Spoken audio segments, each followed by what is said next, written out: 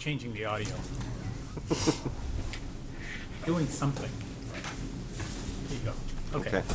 Okay, before we get started with the next part, I was just wondering if the Budget Committee would be more comfortable facing us, where there are no more presenters, if you'd like to swap it around, or... That was actually brought up by Elzink. That alley's always thin. I know. Mike, we could go over there. We can get out in the boiler room, maybe. Just in my office, and it's really warm in there. Go ahead, Sun. go ahead and say it. Oh, because of the sun, all right. Well, maybe Once we we all open... get in there, it'll be really warm. Okay, if we are getting...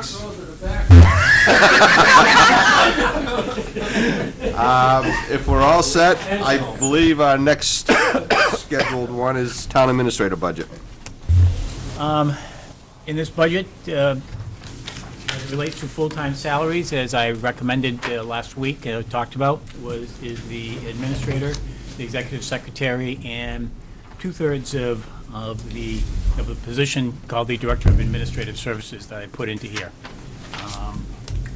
Basically, as I mentioned last week, the purpose of that position is to serve as the person who, as it relates to putting out bids and requests for proposals. This person would be in charge of establishing that program. The different departments would work through that individual to put together the bid, send it out, receive them, and then go over them and put together the paperwork for the recommendation to the council.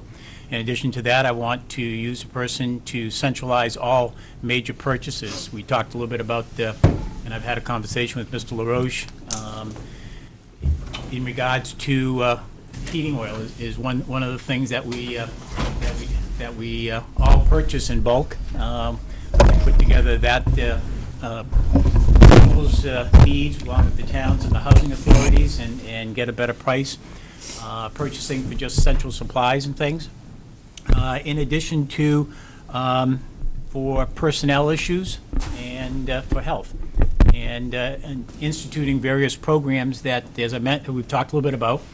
The local government center provides us the opportunity to have programs, half-day programs for employees that helps us with our insurance rates. So we really don't have somebody at the present time to do that and to handle that.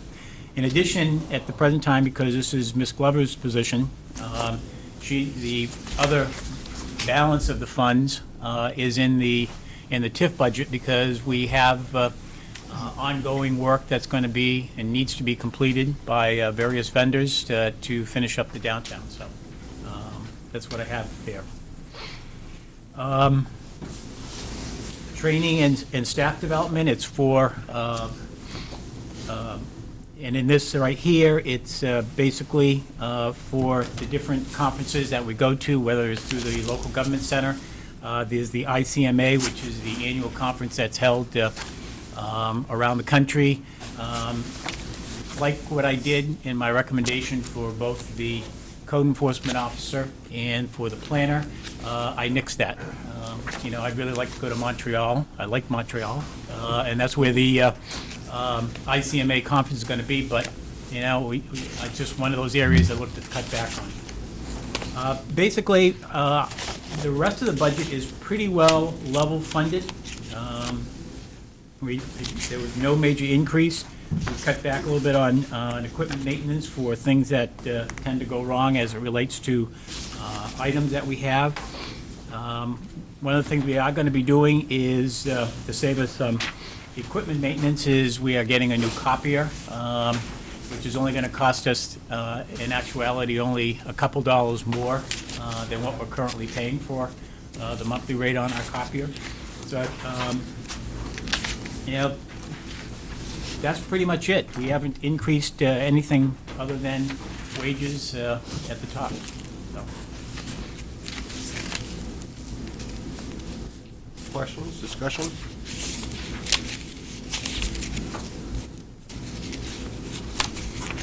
Don't let them off that easy. Can't be that good. Yes, Eric. And Eric, could you just turn that microphone? Thanks. I think this is fairly simple. On the dues and subscriptions line, Year-to-date, you've only spent $236.68. Is that accurate? Do you get billed, is it something you get billed the end of the year? I mean, because the previous years, you've spent roughly $7,500, $8,000, and you're asking for $7,000, yet only $200 has been spent. Well, what's going to happen is, this month, we're paying our dues to the local government center, so you're going to see a hit on that. I think that it's probably, went out, it was due January 1st, so that's when we are paying that bill. So that line's going to change real quick.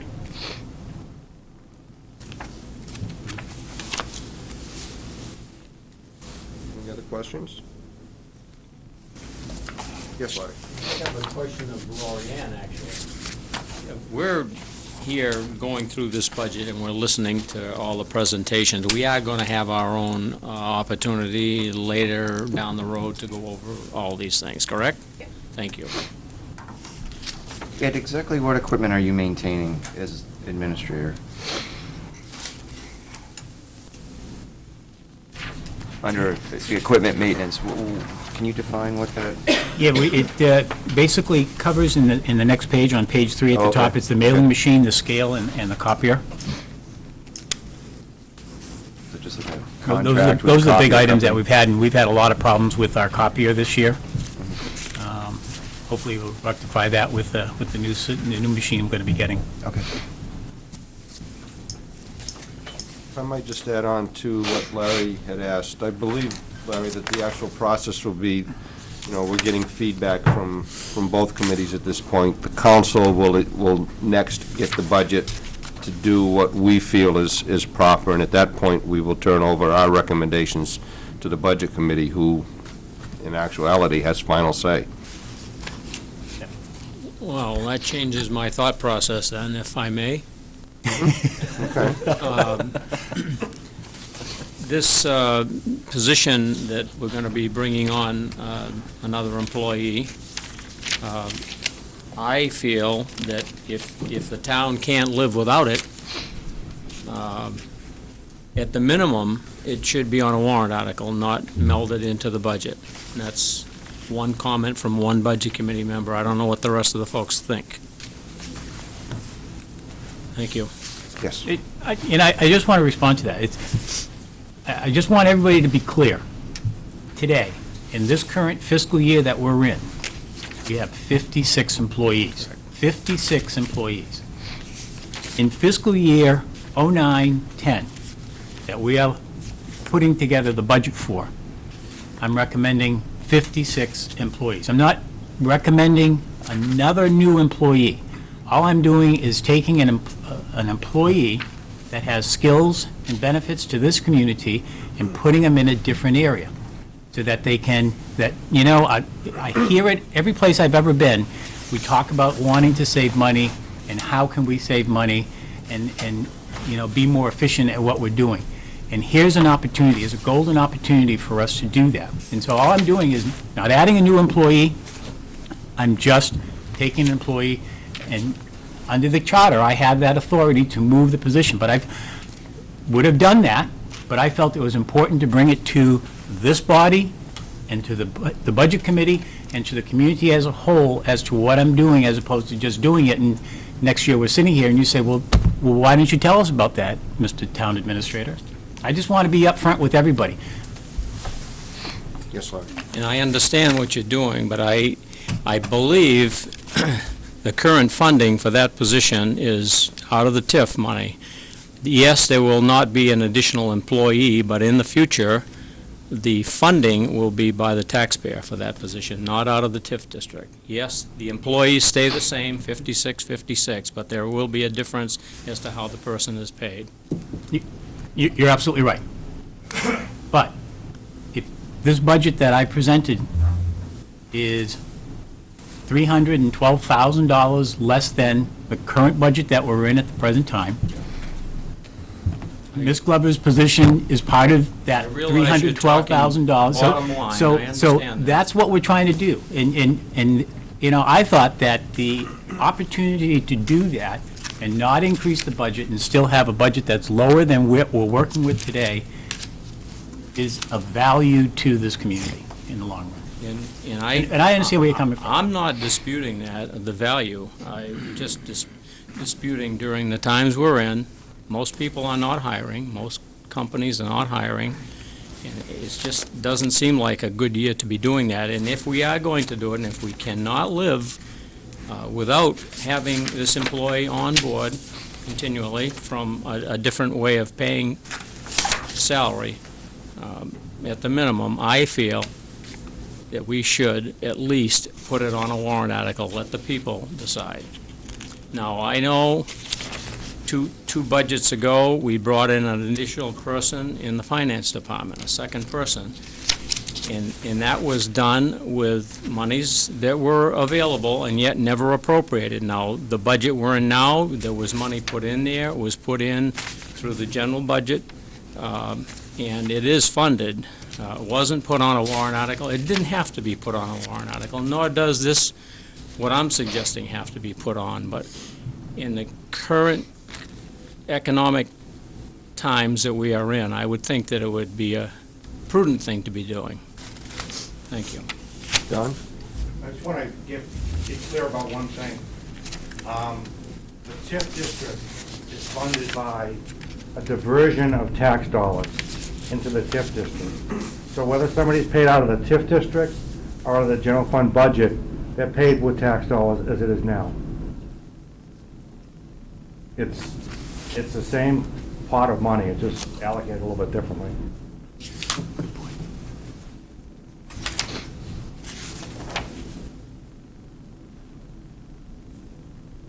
Anyone else? I just would, and I mentioned it last week, I agree with Larry that I just think for us to be doing this during this time, I'm not saying we don't need it, and I think if you have the same conversation at the public hearing and deliberative session with people in town, they're gonna understand, I certainly do, and if it's a warrant article, I would vote in favor for it, that's my personal vote. But I do think it needs to be a choice to the voters. That's just what I would recommend. Al? I'm just going to probably make a very unpopular comment. I agree with what Larry said in terms of these are extraordinary times. And we're dealing with people and we're dealing with their jobs and everything else.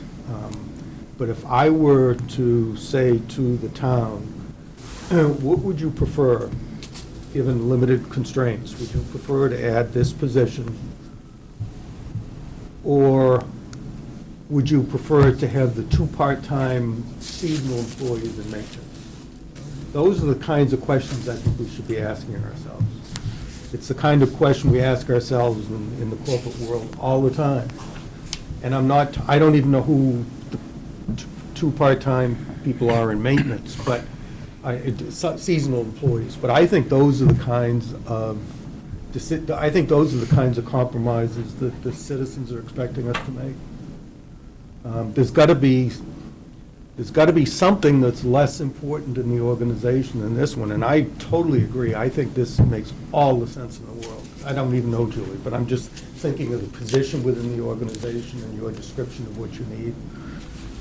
And I know this is a very unpopular comment, but I feel as though as a member of the Budget Committee that is something, we have personnel reviews where we make these decisions behind closed doors and talk about organizations. And so I pass that along for what it's worth.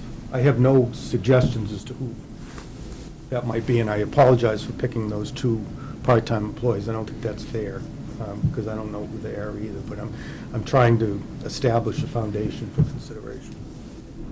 Thank you. And if I might just comment on your comments, Al, I understand what you're saying, but I guess in this particular situation, we're not talking apples for apples here either, because if you're looking at, throwing the idea of two part-time people, be it two part-time people in the finance office or two part-time people with DPW or buildings and grounds, it's not the same classification of a job description that you would have with this particular individual.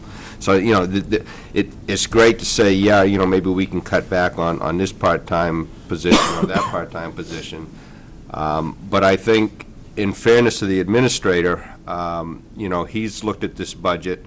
He probably went into this budget with this idea in mind of presenting this, being up front and giving, you know, the public, we're on television, it gives us, the public, a chance to hear and to give feedback to budget committee members, council members, just to weigh in on it.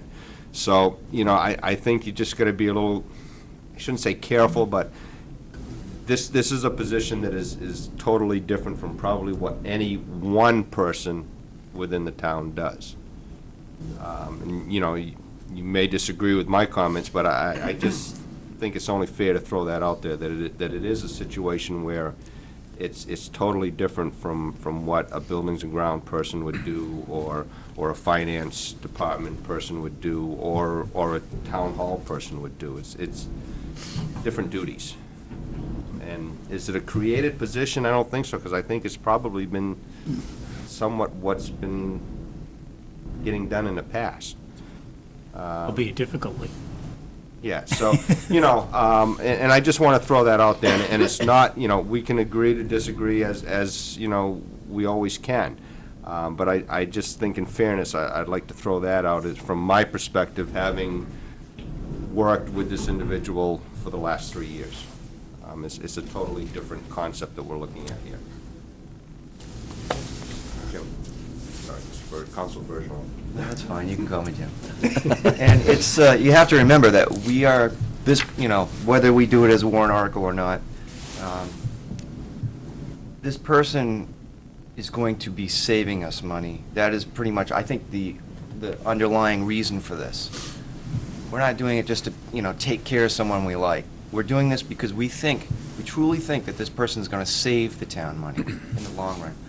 Hopefully, well over and above whatever her salary would be.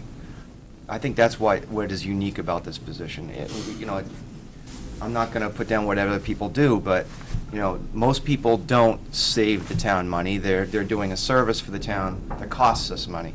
This person is going to be saving us money, because the person's background is in managing projects, and she does a very good job of that, and I think what we've been confronted with different, you know, bids and different projects going on around town, we really do need somebody to manage these things and have a big picture on them, because I think we're going to really pull in some savings with a person like that. You know, so many different people are involved in trying to get bids from the town. If we had one person, like this windows thing, for instance.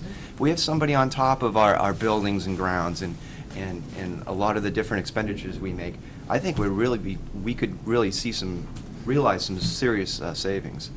And that's my 2 cents, but I think I think in the long run, she's going to save us money. So do I. Anyone else? I do too. Yeah. She's shown what she can do with the project downtown. And it's like she's had a work study with us for the last couple of years, and she's proved her merits. She's very, very capable. And I hate to lose her. I guess my perspective on it is, I think that what this town's gone through in the last few years, I personally think we need to support the town manager and Dawn. I think they're doing a great job. I think, though, that Larry and Al have good points in that I think we really need to take a hard look at the bottom line in these environments.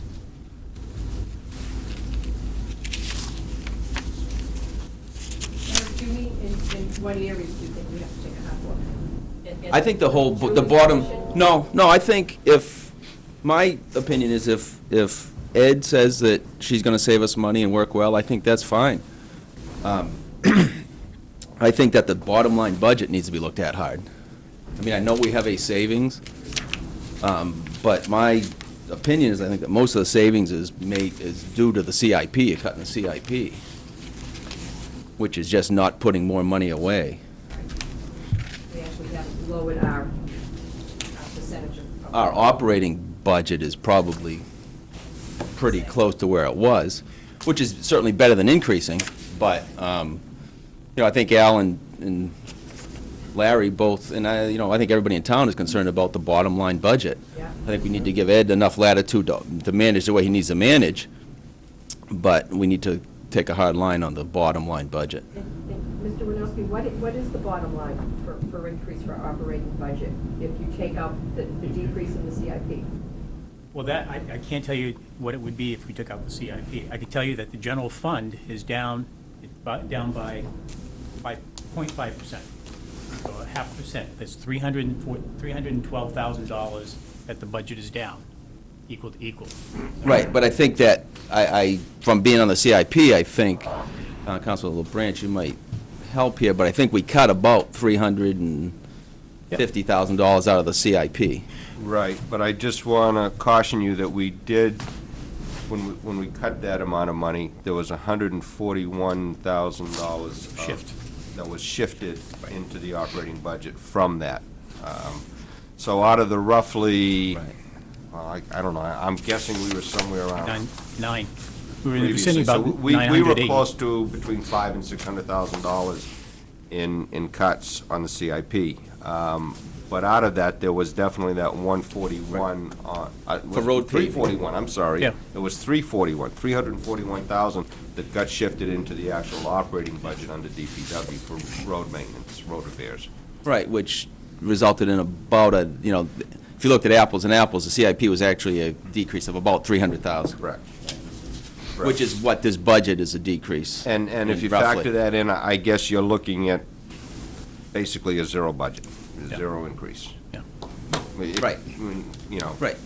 When push comes to shove, you're not talking a lot of dollars and cents here. Right.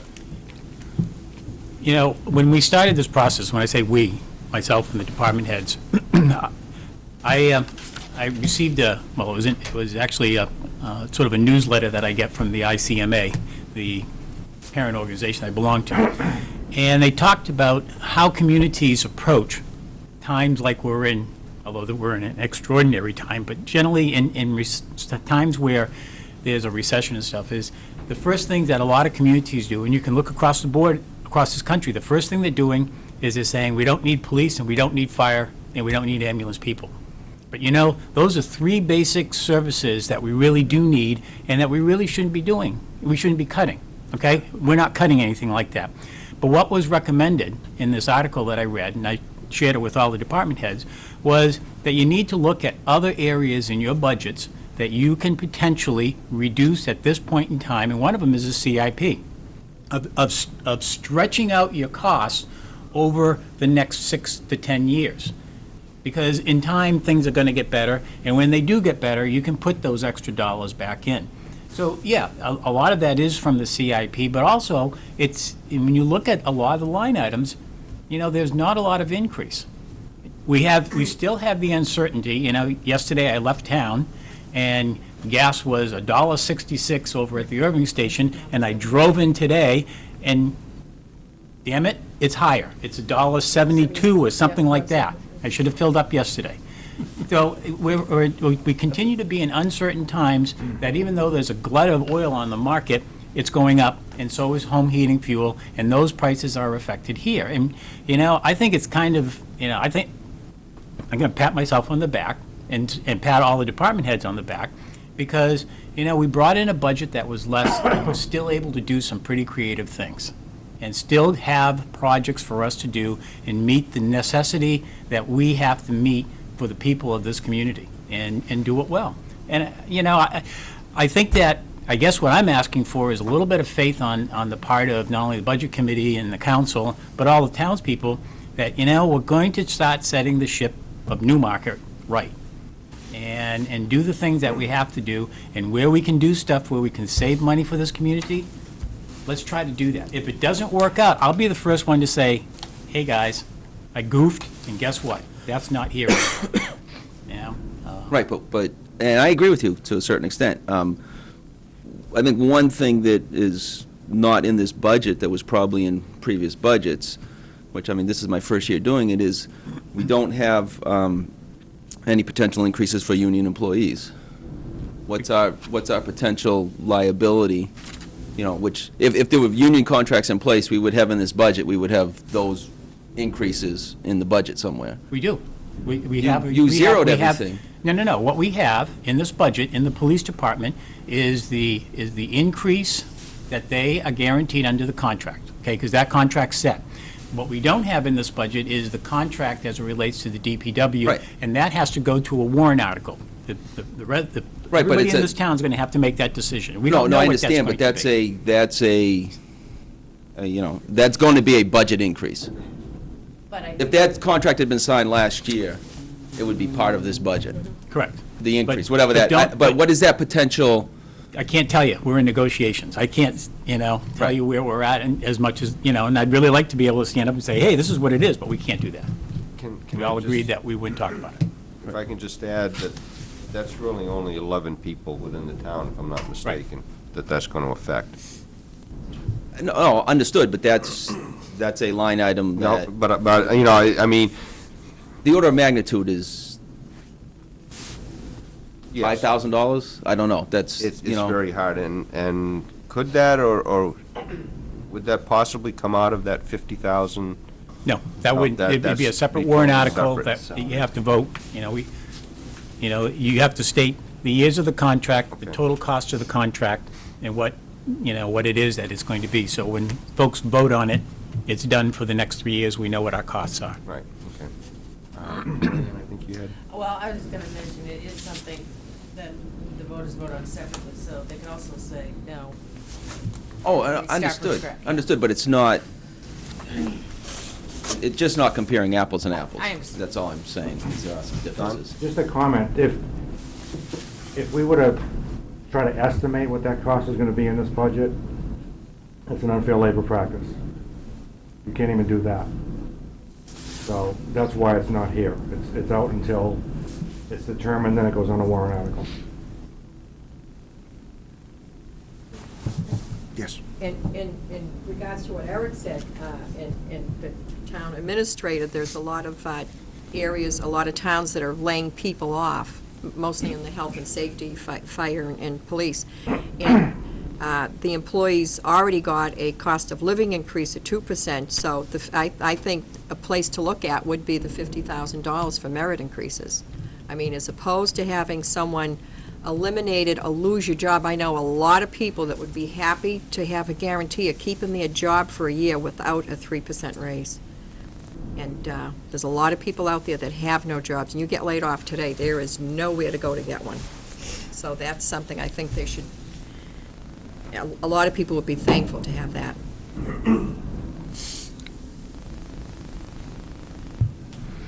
Anyone else? No? Okay, then I guess my question to everyone is, we basically have the CIP listed as next, but we are running a little ahead of schedule, and I know that Leo sent out an email yesterday to CIP members to see if they wanted to attend. Do we want to go and divert to something that we haven't covered from previous meetings, or do we want to go to the CIP? I think CIP is going to take longer than is scheduled. Do we want to go, what do you suggest? What's the CIP schedule time? CIP scheduled time is 11 o'clock. I would pick up a couple of this other ones. Do we want to go on to direct assistance? I've got that as one of them that we did not cover. Just in case other people show up. Does everyone agree? Everyone good with that? Okay, direct assistance, please. And I guess, Mr. Winofsky? Yeah, this basically covers the cost of the director. This is a sort of a half-time position. It's for responsibilities are also in planning and zoning for the code enforcement and the planner. There is basically the funds for food, rent, heat, medical. The last one is. And some miscellaneous expenses. Those gasoline, we may give somebody a voucher for gasoline so they can make medical appointments or certain other type of appointments when they meet the qualifications. At the present time, we've been seeing a slight increase, but more so, we're seeing an increase of people coming in to learn more about what they have to do if they were to come in to seek assistance. In other words, what does it take for me to qualify to get rental or heating and stuff? Earlier this year, Representative Abbott was in before the council and talked about the home heating assistance fund that the state had adopted to increase the amount of funding, and we did a program on that so people could understand it, and there was a lot of people that signed up for it. So, and with the cost of oil coming down, it's helped a lot of people. We haven't been seeing a lot of that. We have been seeing rental costs and electricity costs that people are coming in for, but basically, this is not saying it's a level-funded budget, but it's got a slight increase, but we're hoping that things get better, although we know it won't be, but we're probably going to see an increase in costs over time. Is this something that, Director Assistant, I always wanted to ask this question, but is this something we have to provide? Yes. Okay. And we have to provide it even if We don't the have. bottom line, if the bottom line is zero, we still have to provide it.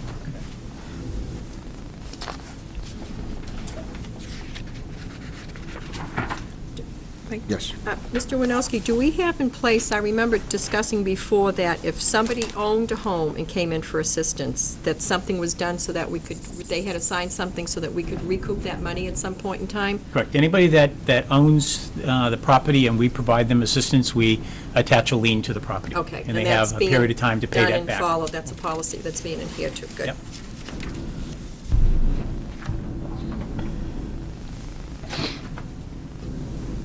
Anything else for direct assistance? I'm assuming that the budget is based on prior experiences and averages. Yep.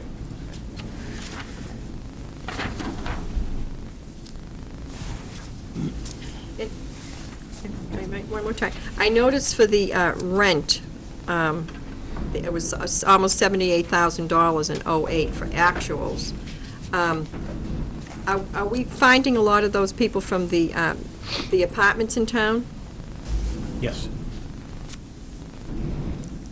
And, the interesting part about direct assistance is an individual can come into town today, and, and if this is their domicile, we have to provide them assistance. Yeah. There's no, you have to be here for 1 month or something like that. If you come in, you're indigent, you need assistance, we're required by law, as long as you meet the categories and the requirements, you're going to get assistance. Now, if you compared our town to other towns that didn't have such a high percentage of units, I think that the norm in New Hampshire is, 14 or 15% for homes that are owned and compared to apartments.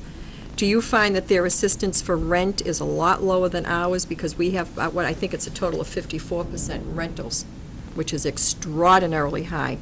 It doesn't help that we're next to a college, a town, that raises it. But what, a comparison of a town of our size that has the norm of about 14% rentals, what do they end up putting out for rents? Do you have that Well, comparison? and I don't have a comparison. I can tell you what I know. In the previous community that I was working with, our budget here is almost equal to theirs. We had a lot of rentals. We did not have a lot of rentals, but those that we had, we were paying a lot of rent out, and we were paying a lot of medical bills and heat. As it relates to being, close to the university students are not eligible for direct assistance. Oh, I didn't know that. Correct. They what, they're not? They're not. No. So if they come in and they're a full-time student at the university, they're not going to get assistance from us. So, people think that that's one of the areas that we're providing assistance to. It's not. So.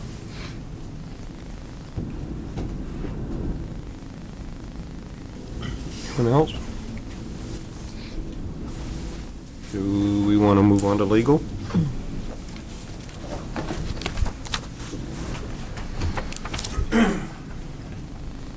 Lot to talk about here. Well, I can tell you that this is the one budget that I hate writing the bills coding every single month. Because I think that we, as a community as small as Newmarket is, it's, even though it's 10,000 people, I think we spend an exorbitant amount of money on legal. And, I'm trying to, although there are certain things that, will make this legal bill go down. We solved the forensic audit. We solved the Comcast contract. We solved the union negotiations. And we'll be down pretty good. It's just a matter of solving all those things. But, I think we spend a huge amount on legal in this town.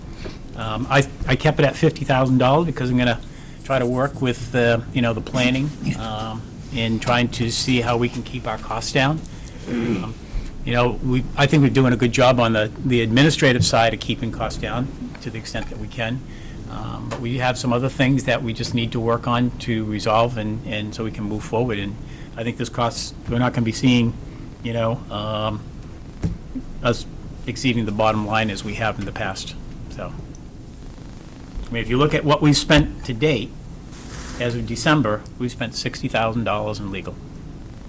And we had an adopted budget of $57,750. Councilor Bergeron? I've been wondering this for a while. We use several attorneys. Have we ever gone out to bid for legal services and tried to, get a better deal? And why do we use so many different attorneys? Wouldn't it be more cost-effective to just use one or two law firms? Yes, it would be more cost-effective, but, as it relates to Comcast, the attorneys that we use are probably the best, technology attorneys in the state, and have, great track record. The attorney that we use for our labor negotiations is probably one of the top attorneys in the state. If we weren't using them, the union would probably be using them. Yeah, If they- different qualifications. Right, and that's what it comes down to, so. Same with planning. It's Yeah. diversified. One of the things I'd really Skill like set. to be able to do is that, that the council, the planning, and myself sit down and talk about, maybe looking at our legal and seeing if we can't put everything, bundle it back. When I was here previously, everything was bundled in one firm, which was McNeil, Taylor, and Dolan at the time. And that's where we did everything from.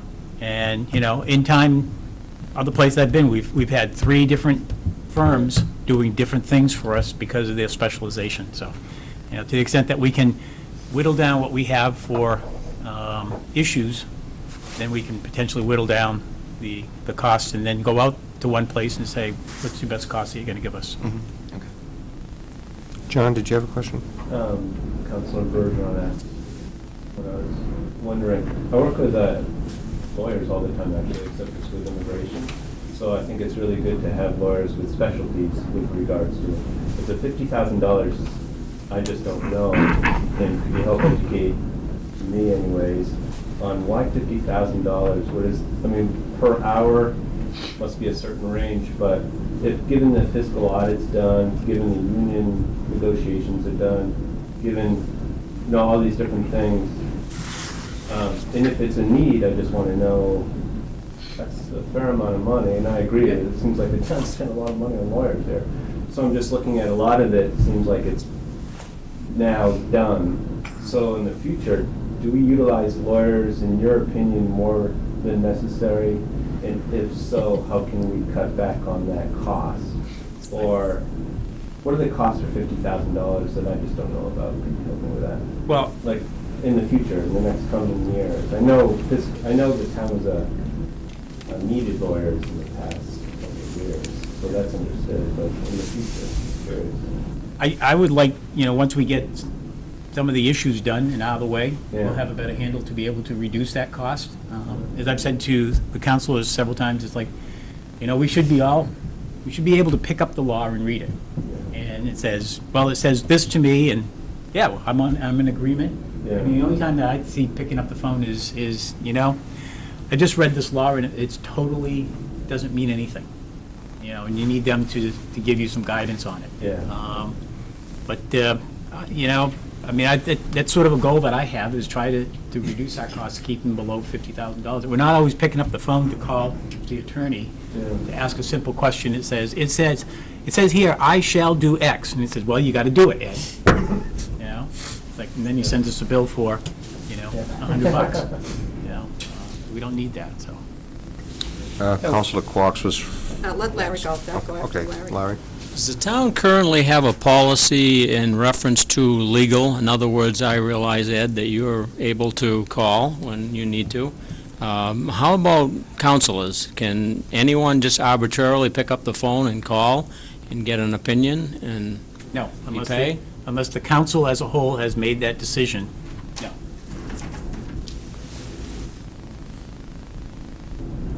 And that hasn't happened? I mean, in the past, it hasn't happened where calls were placed? It had. Thank you. I just wonder if that issue perhaps needs to be revisited so everyone is totally on the same page, and I commend you for wanting to cut the costs in legal, because I think it's quite absorbent, too. Larry, if I can tag on to that, I believe the council did take a vote just recently that said basically the administrator is the one to have contact. The council has addressed that situation recently. Just the administrator At makes this- the contact. At this point, yes. Makes sense to me. Well, but there's guidance from the council, too. Yeah, of Right. course, Guidance of from- course. Right, yeah, I mean, it's not just Council that, votes, then we can. Right. yeah, I mean, if the council wanted me to contact legal for whatever reason, I could, or Yeah. Vice Chair Carr, or the chairperson, but it would have to go through the council for that to It's not happen. a Thank you. unilateral decision anymore. so. Let Leo go. Leo? Yeah, basically, years back several years, each department, planning board, all had items in their budget for legal fees. And it's probably 8, 10 years ago, going along with what Larry said, and at some point, the decision was made by the council that no one else, we would stop having legal fees for planning board, zoning, and everyone else, and all talked through legal had to go to the town administrator, and he would decide whether you could go or not go, and then he would then be responsible for the legal budget. And I guess that's basically where you're heading back to, but no one could go to an attorney unless he went through the town administrator first, and the town administrator would make the decision, or they could go to the council and override the administrator, but the town administrator from that point on was supposed to be responsible for the legal budget, and he would control whether they would be allowed to contact the various departments. Councilor Bergeron, did you have something because you lit up also Well, before since you're somebody on says. a specific topic, it's a little off of that. Why don't you continue that conversation? Okay. I'll come in after. Larry? Does that also include planning board and any other boards? Everyone, because we used to have like a $2,000 budget for planning board for legal, and the chair of the planning board could contact legal as it was part of his budget, but at that point, the council decided that they took out all legal appropriations and all of the various budgets and put it all into one budget and said, okay, the administrator will now be responsible for the legal budget, and anybody had to go through the administrator before he would be able to go to talk to council. And that was a policy made many years ago, but Again, I guess I need to reiterate, the issue probably needs to be revisited so everyone is on the same page, so perhaps that might help a bit. Thank you. Vice Chair, did you want to? I was just going to say, for practical purposes, that is not the policy right now. We've tried with the council to stop individuals unilaterally going, but as far as I understand from being on the planning board, and I don't believe they come to you, Ed, before, if they decide they need a legal opinion. Or do they? Maybe I'm wrong. Most times that they do, they'll call legal. Uh-huh. There are times where as with the historic district ordinance that's being worked on, there was, the council asked that it be sent to legal, because that's a planning board issue. The plan is working with the legal counsel on those issues, so they try to be as judicious as possible. I know we all do, in and that the regard. ZBA is Yeah. another one that, when they need a legal opinion, do they come through you, or? When, like, code enforcement recently needed we were talking about gravel pits. And, we had the discussion, it's like, something, write a letter to legal, and let's get it over there. So that we can get some guidance as to how we should be proceeding at this point, so. Everybody understands the price, the cost is high, and we are trying to Yep. get a handle on it.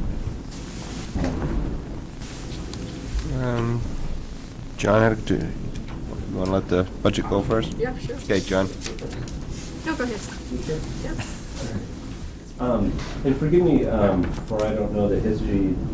I'm new to the budget committee this year, and so from my point of view, an organizational structure, insofar, this is my belief in this, I don't know how the budget committee thinks, but when I look at this and I say $112,000 spent for a lawyer's fees this past year, I think of the town administrator should be the point person that everything, if you contact a lawyer, it needs to be approved or okayed through the, or at least there needs to be a system in place where, if there's a majority of town councilors feel like a legal advice should be made, then that's great. Planning board needs advice, great.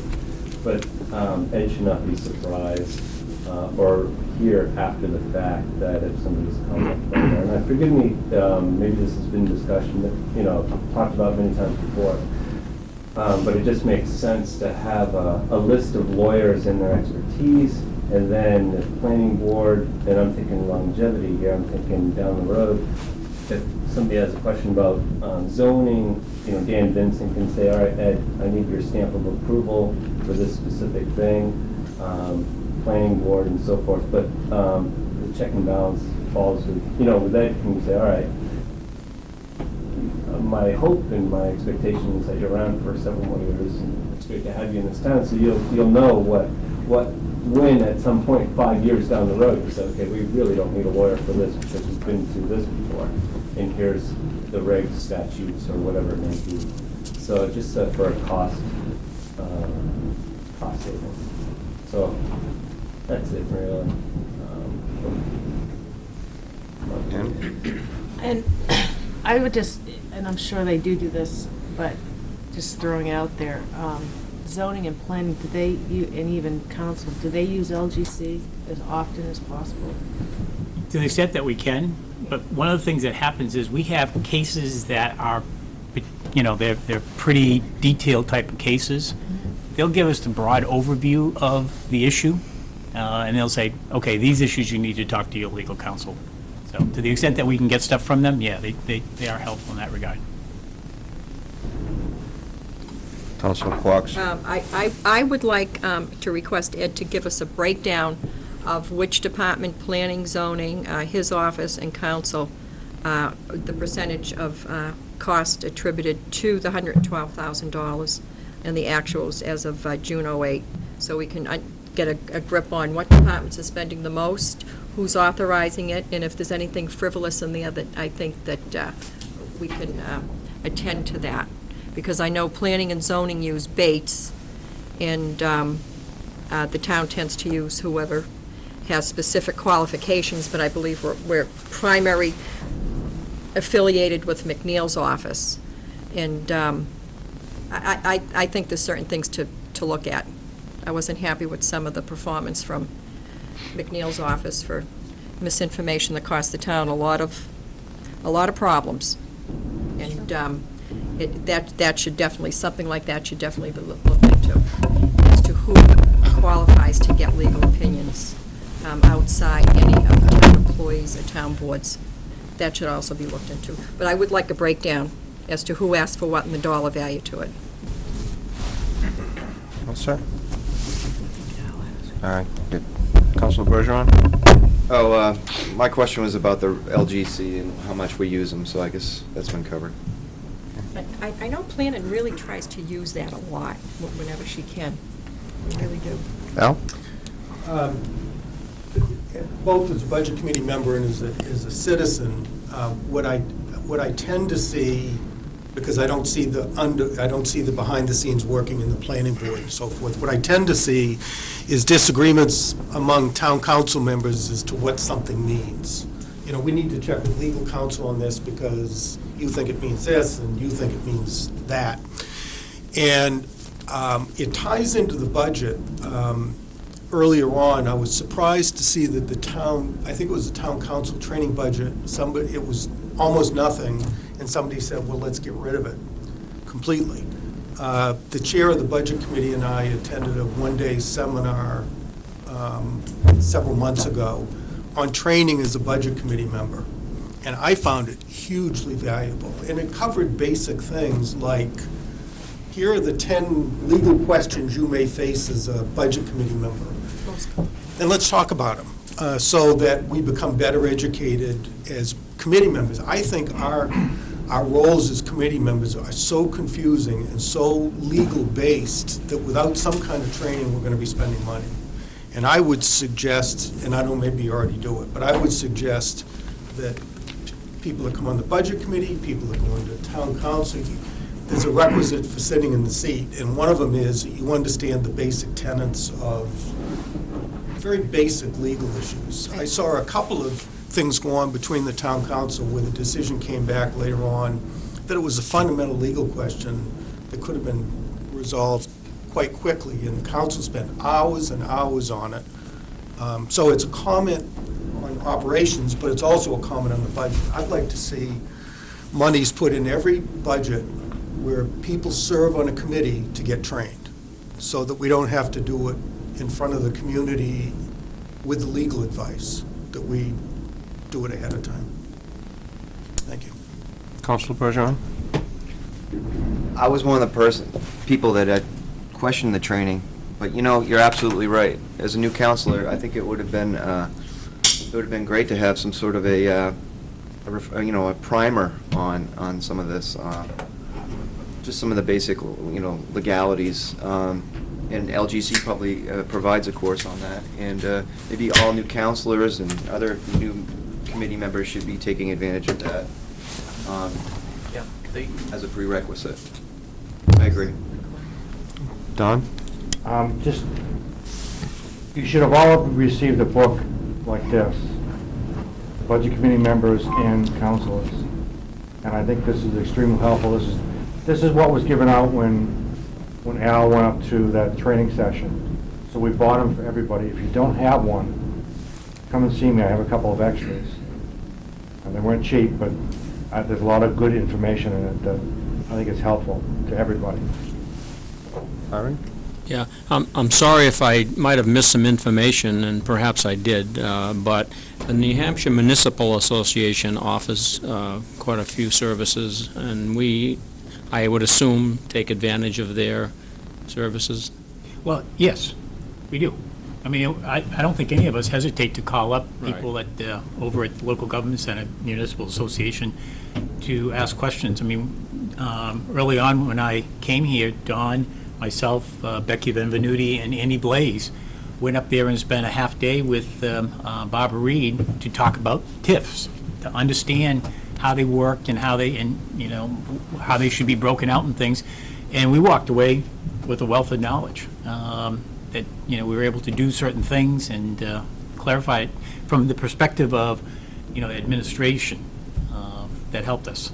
So we, to the extent that we can, we use them a lot and go to their programs when we can. I guess what I'm asking is, as far as legal goes, I mean, they can offer some advice to us, Yes. legal-wise, and I just want to be sure we're utilizing them first before we go to an attorney and get billed for it, that's all. That's my thought. Lorianne? This is just a suggestion, and I don't know if you guys did it in the past year, but I would be inclined to like to see some of the money come out of legal and go into training and have council every May, even if you have to get someone to come here. I think it would be, to our advantage to have someone go, an attorney or a trainer, whatever, go over the charter, your responsibilities as a counselor, how to run meetings, just the basics, so that a new counselor coming in for the first time has a grasp of, because someone can hand you a charter and you can read it, and it's written with a lot of legal mumbo jumbo, and there shouldn't be a debate to how to interpret it. You guys should be all on the same page when you start your job as a counselor. That's just a... I just want to say that in the last couple of years, I do believe that the council has received legal guidance when the new council changes over. I believe we've had, although it's been very broad-based, I mean, not specific to the charter or anything like that, but we have had some legal come in, and perhaps it'd be in the best interest of the council to come up with a list of things that really need to be addressed by legal on a specific meeting going forward. Don, did you? Yeah, just one comment, and go back to the finance budget. As I recall, last year, we put $600 in the finance budget for training for both the budget committee members and the CIP, to go to things like the local government center conference. That's in this budget, so there is $600 available for those two committees. And I think there's also enough that if any council wanted to go up to local government center, we could afford that out of my budget. Councilor Quarks? Oh, I'm sorry. Oh, go ahead. Actually, when I got onto the ZBA, Dan Vincent got us a folder that's thicker than our budget book, if you can believe it. And he had everything in there that any ZBA member would need. He had legal handbooks in there, that the 10 most asked questions, like Al referred to, that any committee would be asked, 10 to be asked.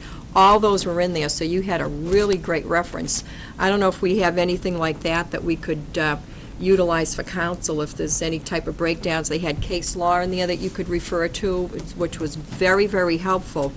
And that was very, very helpful, especially to new members coming in. I had been on planning board, so I had a little better grasp than some of the newer members coming in on ZBA that never even served on a board or committee before. So Dan did a phenomenal job with that. And also, in regards to the council, what Laurie Ann mentioned, our guidebook is the town charter. And as incidents in the past few months have shown us, that we have to take a better look at that town charter, because because of the home rule situation and all that, a lot of that, it's not a matter of how you interpret it, it doesn't apply to the town. So I think we should really consider reviewing the town charter.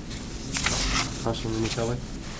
I agree with the general consensus of the room, but in specific relation to what Lori Ann said, I know for a fact that there are programs put on by LGC, and this year I think it's in June, so it would be shortly after our elections, and I think it's a good idea that, I don't know if we can, make a compulsory attendance policy for new counselors, but if we can, I think we probably should, so that going forward, counselors are going to be on the same page, at least with respect to the basics, because that's really what new counselors need coming in, I think, from at least from my perspective, and I don't know how effectively that's being conveyed with the current process that we have.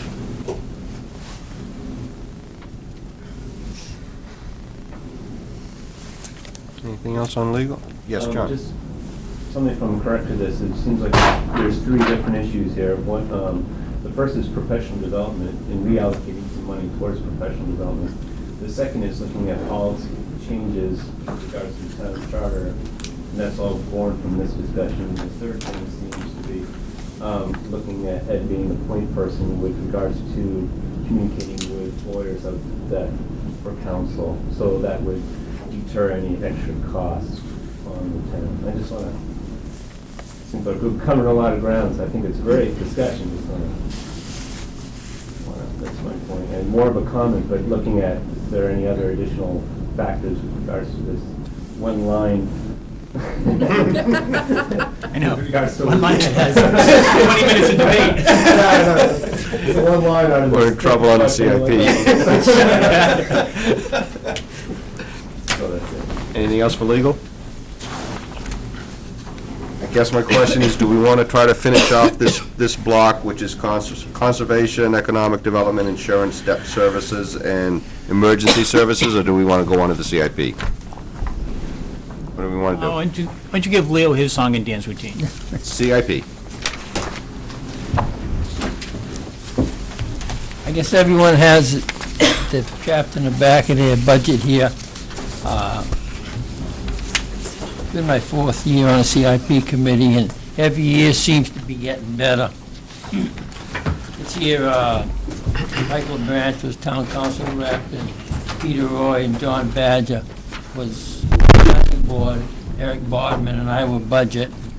Diane Hardy and Don Parnell were the and that's basically the same, almost the same group as we had last year, so there wasn't too much startup.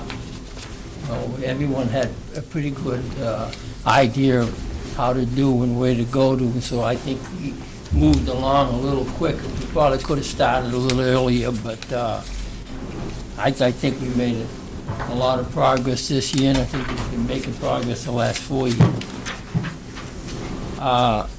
I guess, do we want to spend much time on the policies and page 2, 3, 4, goals and objectives? I guess anyone has questions on those, we could go to them. If not, we'll go to the actual recommended appropriations. Does anyone have any questions on page 2, 3, 4, 5, and 6, more policy and goals?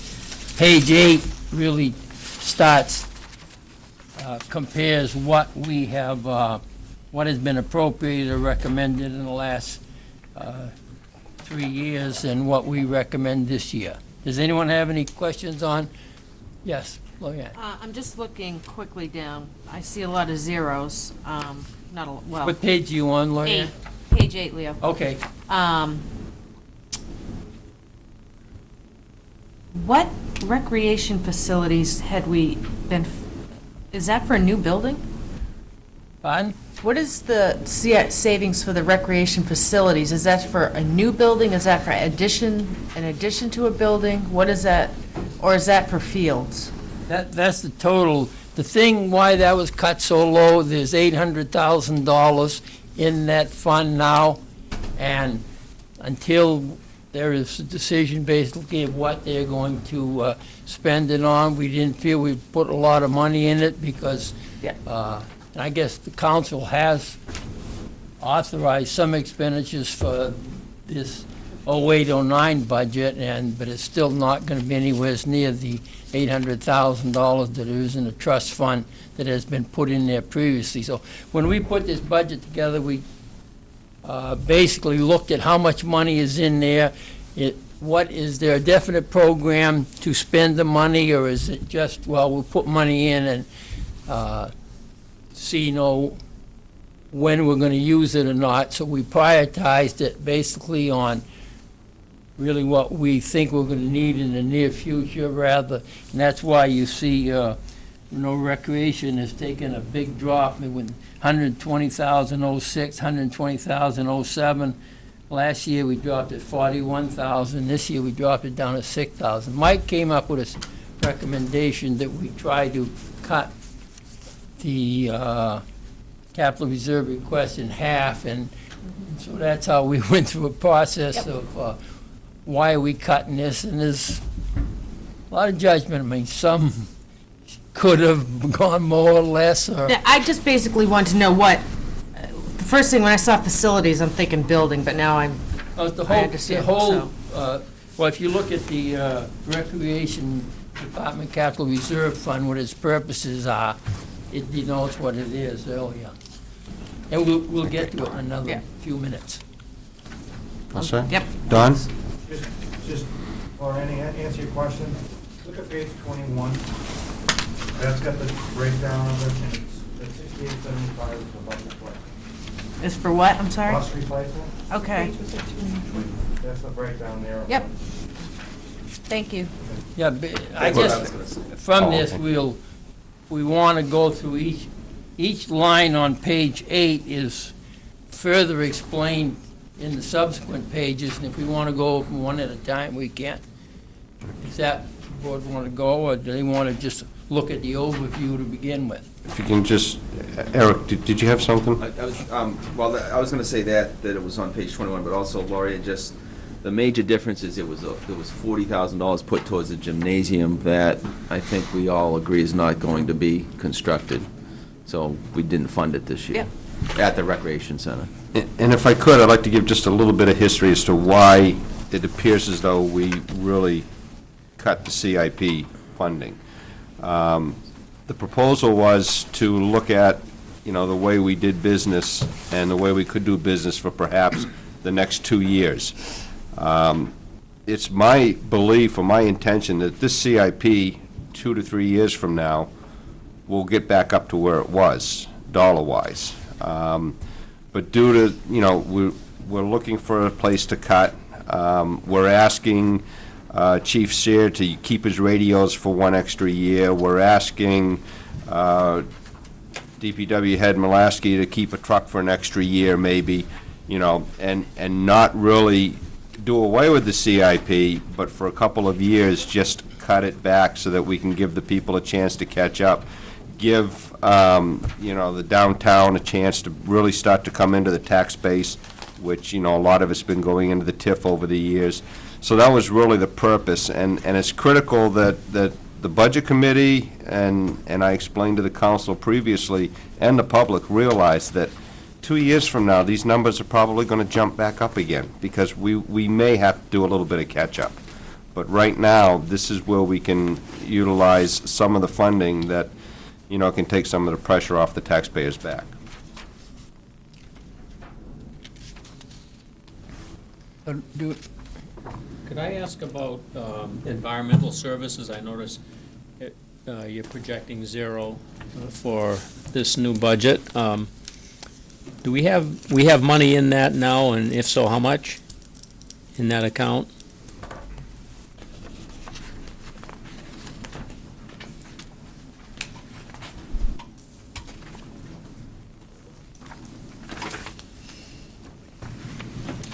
I don't know, I'm looking at the trust funds numbers in, I don't see it. Can we look down onto the page for that account? I tried to find it, and I don't seem to be. Environmental services. Okay. Well, it'd be better if we went down through each one individually. Each line on page 8 is explained on a further line, and if we went down that way, we could catch every one of them when we go on, if there's one in there, right? Well, actually, environmental services is on page 8, which I guess we're trying to find out where. Where is Where it? the explanation is. Yeah. Yeah. I think what Leo's saying, though, Mike, is if we go the other way, if we just start going through the pages, start at page 10 and go line item by line item, we'll eventually catch everything on page 8. Right. Because they're not necessarily in the same order as, listed on that. Okay, I have no problem. Everybody agrees with that? So do we want to go right to page 10, which I believe is the ambulance? I think that'd be the best way. Yeah. Well, page 9, I guess there's nothing on that, because that's the $5 taken out of car registration.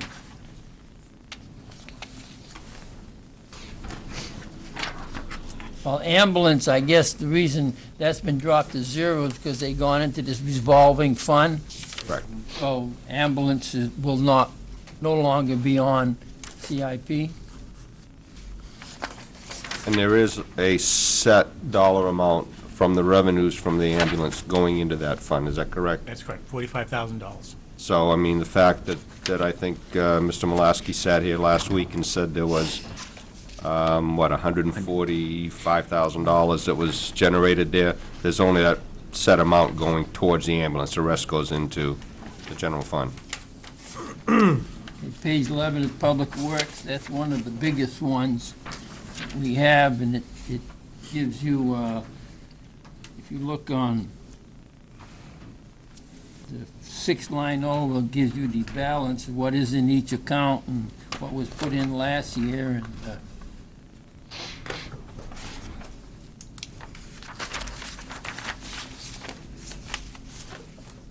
I guess got 132,000 recommended for this year.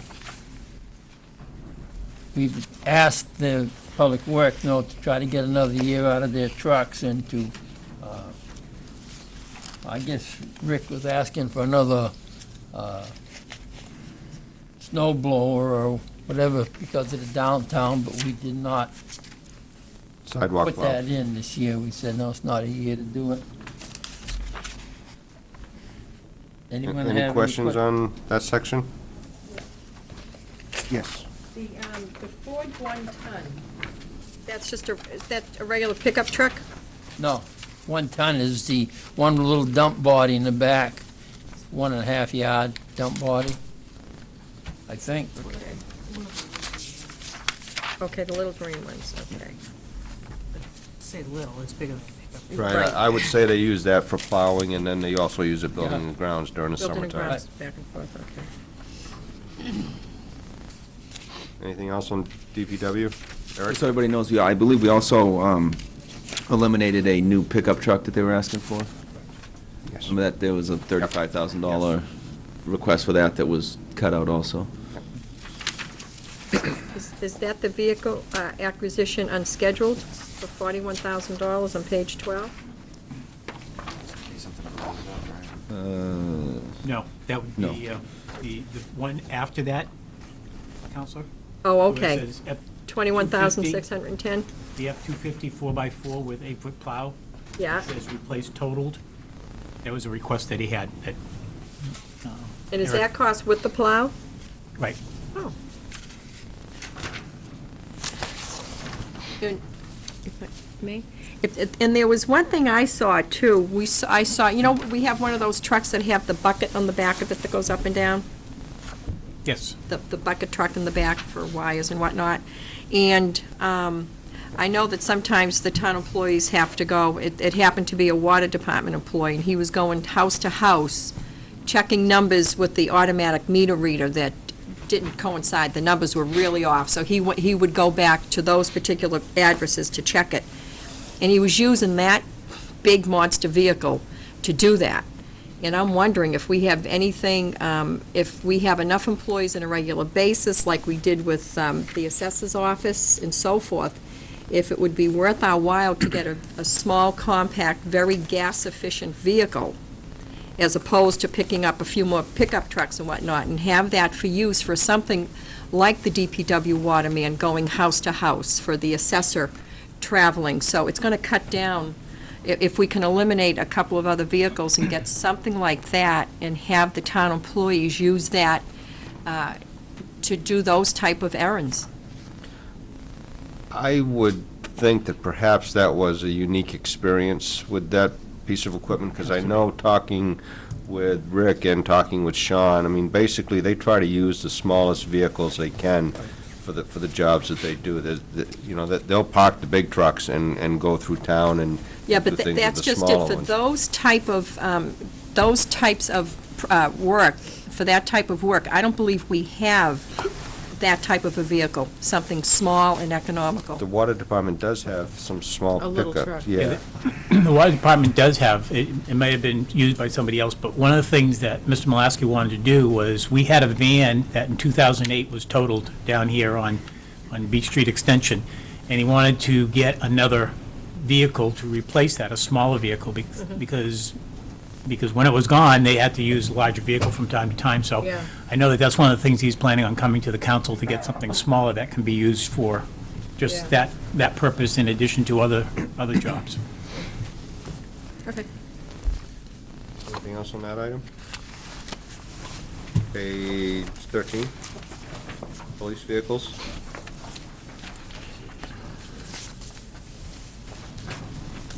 Are you on page 13? Yes.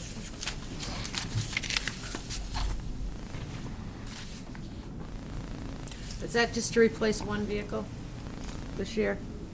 I think they plan to replace 2 of them this year, don't they, Ed? They have 84,000 in, well, with the new addition, it'd be about 90,000, and they're gonna, this year, they're gonna need 2 vehicles. They're gonna buy, I guess, but we're just funding into the fund, really, to, so we can continue. That's why you see, 35,000 this year that is recommended. That's to build the fund back up because of the 2 vehicles they feel they need this year. And I think that 2 vehicle is a little confusing, because what happened was they were unable to purchase a vehicle. There were no vehicles left when Right. the council approved the expenditure for a vehicle in 08 year, was it Yep. 08? So really, we're purchasing 2 vehicles, but one of them is Last year's. in reference to last year's Right. proposal. And there's no purchase in the next fiscal cycle, Right. any vehicle. Councilor Quox, I think you, What's the Ford Crown Victoria spare? That is the one that is used by the detectives. Okay. Councilor Florian? So we're going to get the '08 vehicle in this fiscal year and the '09 vehicle in this fiscal year. Right. So I'm assuming that the budget for the money for the '08 vehicle is still sitting in that line item. Well, it's in the CIP. It Oh, stays okay. in the All right. CIP. Basically, what we're doing is we're not buying vehicles, we're just putting money into this fund, and the vehicles are bought as the council Right, Uh, right. authorizes them, basically. It's just, our purpose in the CIP is to make sure that there's money available Right, so on the scheduled wouldn't have to be rotation that the encumbered. council So has there's no has withdrawals. come up with. anything else for page 13? Just that interest, 24,440. What is that on? That's on the money that's in the balance that has had, there's 90, like there's, well, where am I at? There's a balance of 84,000, I don't know, that's a lot of interest. That was a catch-up, if I Yeah, remember right. They That was a- caught several years' interest, they, I think maybe Don could answer that better. And it's one of the changes we made this year. In the past, you never reflected how much has been earned in interest across the board, not only in this department, but we made those changes because that was always a question. How much have we made in interest? So we put that in the CIP and made it more visible. Okay. So it's not particularly to any one thing, but it's how much has been earned in interest over the years. For this department? All departments will have that in there. But that is specific to That's for that. That's specific to this department, okay. All right, great, thanks. And that's provided by the trustees, so. Anything else on police vehicles? Fire truck? yes, the balance on that is 336,000, I guess, and I don't know, when's the next vehicle being? 2015, I guess, is the next schedule, the 350,000.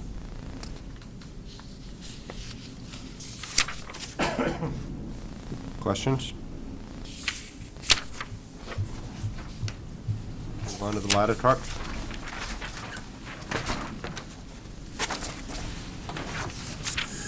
That's another one that we sort of used to balance or come up with our 50% reduction. Is the money we put in is somewhat insignificant to the 750,000 that is, the truck is going to cost when we ever buy it. So I guess it's one of those items that we felt that we could catch up with later years if we're trying to keep it down this year. And a lot of these are just judgment calls, where if you want to arrive at a certain number, you reduce really long-range items. I mean, it's just going to require a warrant article, and to bond the amount of money that is not in the CIP. Councilor Quox? So, right now, we just have $100,000 in there. And we put 25,000 in last year.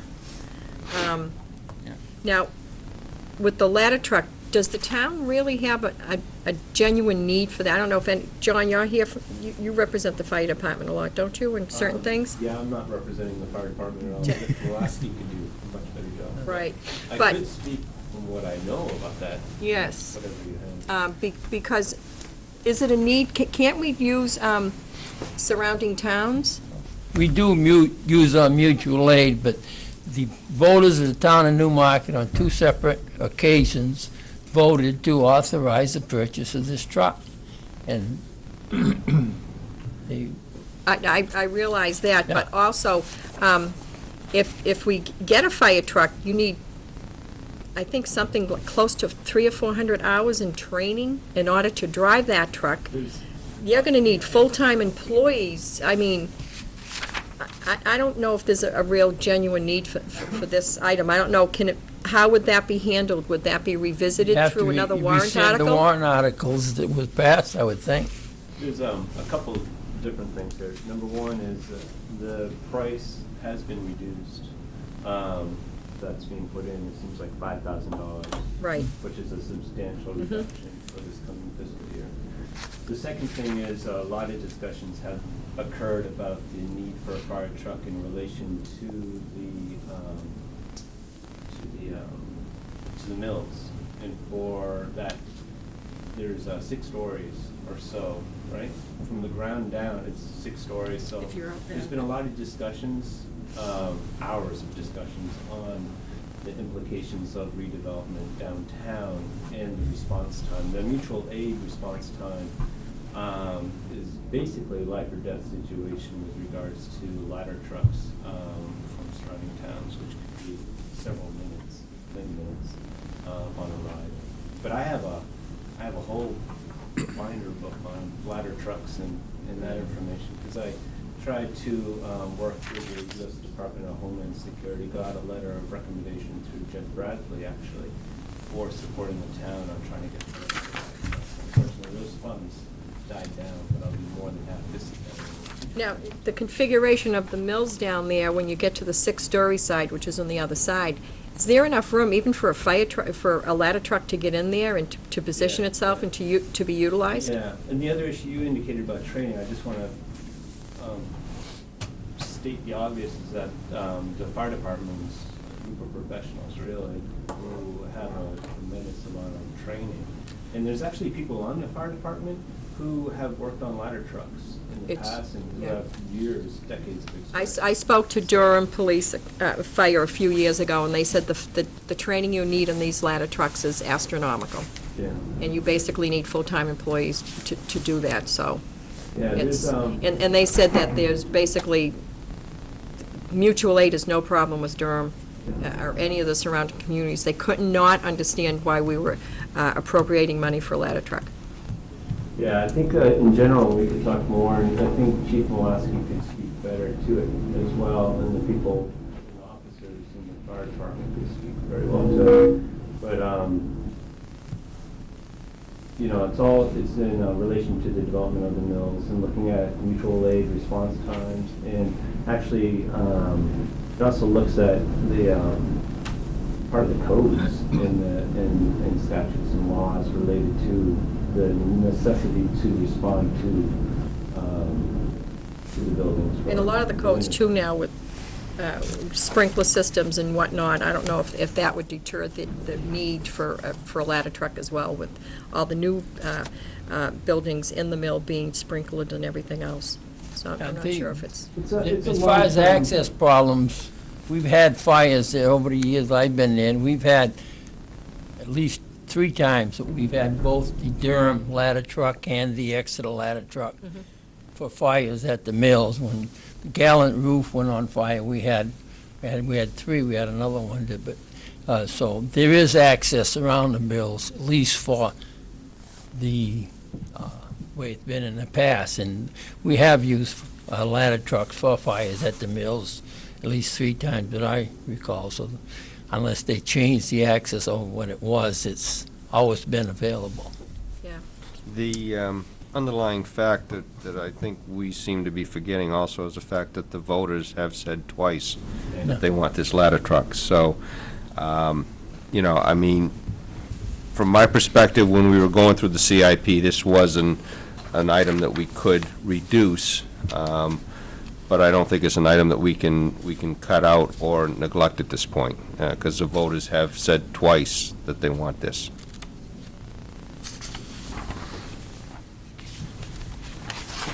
So nothing else on that. We'll move on to building improvements.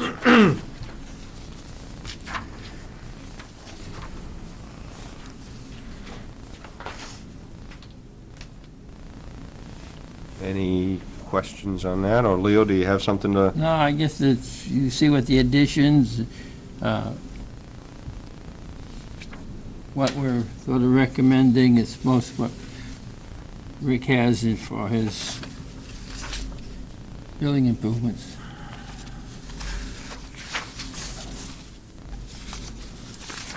Yes? I have a question on the, you have Senior Activity Center. Where is that? Is that the new Sunrise you're talking about, Ed? Correct. So we have that in 2 budgets. We have Recreation asking for money on that, and a CIP. This is a CIP item which I believe relates to the wall that they want to. Right, the large room, that would cover the work to be done for the large room, taking out the garage doors, putting in windows, putting in the handicap doors that need to be coming in.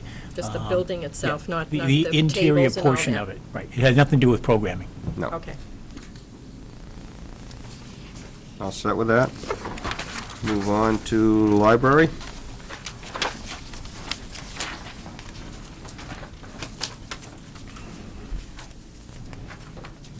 See, that's another one, they have 139,000 balance in theirs now, and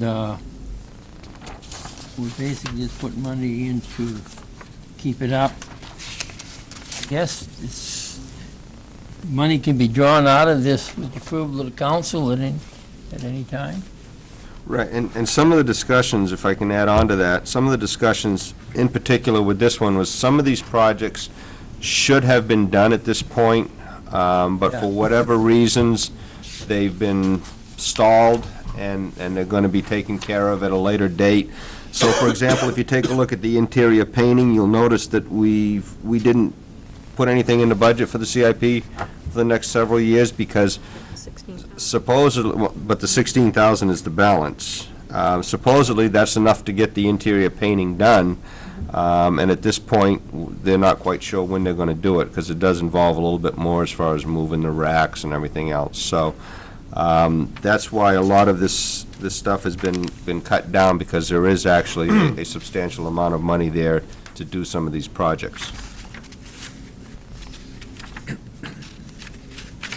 Anything for library?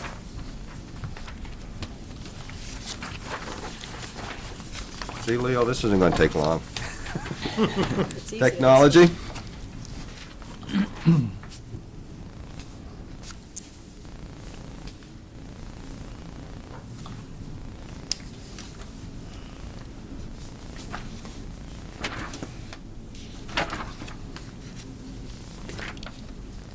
Nothing for technology? Basically, the big town-wide phone system was replacement cost is, they're gonna have to try to get a grant to do that, I guess. It's, we're basically doing on a computer replacement is what we're working on.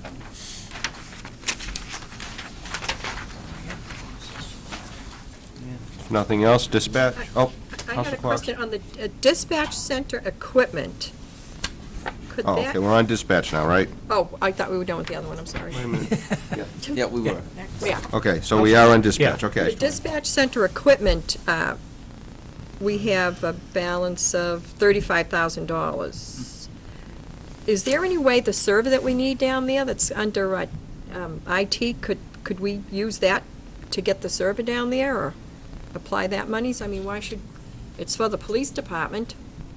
The dispatch center equipment, that's basically redoing the whole console, redoing the whole center with upgrades and stuff. But if we don't have that server, will that whole center operate?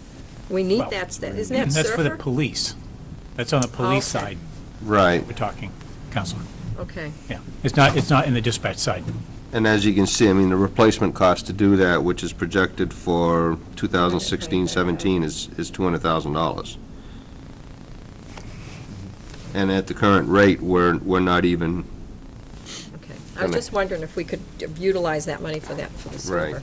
Okay. and then once again, CIP is not, I mean, that wouldn't be set up under the CIP, the server, correct? If anything, that would have to come under a different line item. Which one is that? Like the police department saying the server, or MIS said the server should be replaced at the police department. That's not an expenditure, that's not a planned expenditure that Right. would fall under the CIP guidelines, correct?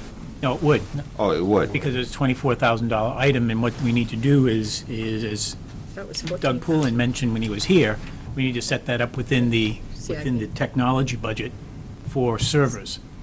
Determine when the next ones need to be changed out. In the previous. And then we can move forward. So that's one of the things he has to do.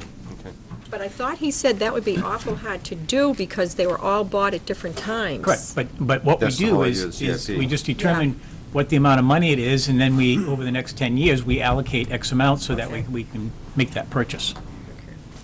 One thing you have to be careful about, and you see this on later one, is you gotta see what the warrant says, like, this dispatch, to see if the town will vote to create and establish a capital reserve fund for the purpose of acquisition of equipment.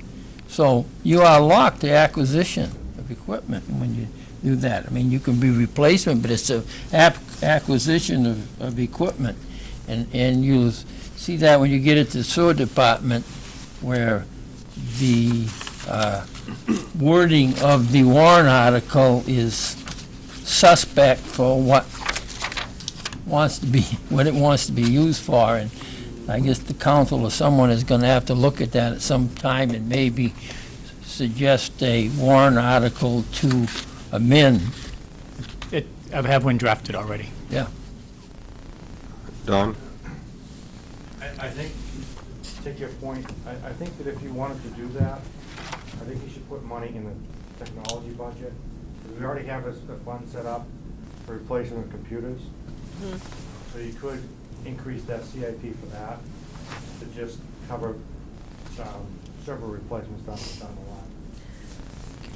I guess one of the thoughts of having it separately is if we're going to be getting money from Newfields or whatever, this shows a cost that they could be responsible for part of. And that's, I guess, one of the rationales for having it in here, I guess. Al, did you have a question? Yeah. From an earlier discussion on the police department, we talked about a loss of revenue income on dispatch from Nottingham. Nottingham. What was the loss of revenue? Do you know, Ed? Off the top of my head, no, because I know that we're talking about renegotiating that contract. So it's not a done deal at this point? Well, we need to renegotiate it starting later this year. He's talking Nottingham. Nottingham. Yeah, that I don't know what the figure is. And they went to Rockingham Dispatch, correct? Well, Yes. for Nottingham, all we do is we just dispatch Fire. fire, and then they come in and they have their own base station. So that's the only thing that we do, is when the initial call comes in, we dispatch all the personnel, and then they take over from there and then give it back to us at the completion of the fire. So I could assume then the revenue was not significant? Yeah, I don't think No. it's really all that much. Councilor Quarks? Lorian had her hand up Well, before me, no. though. I But was you had, gonna- before, you Okay. had raised yours. With dispatch and everything else, everybody keeps mentioning Rockingham. With the money we put aside for the CIP for dispatch, and how many employees do we have that have to run it? What's the bottom line cost of that? And would it be more advantageous for a town our size to go to Rockingham? And if not, why not? I'm not sure if that actually fits under this Yeah.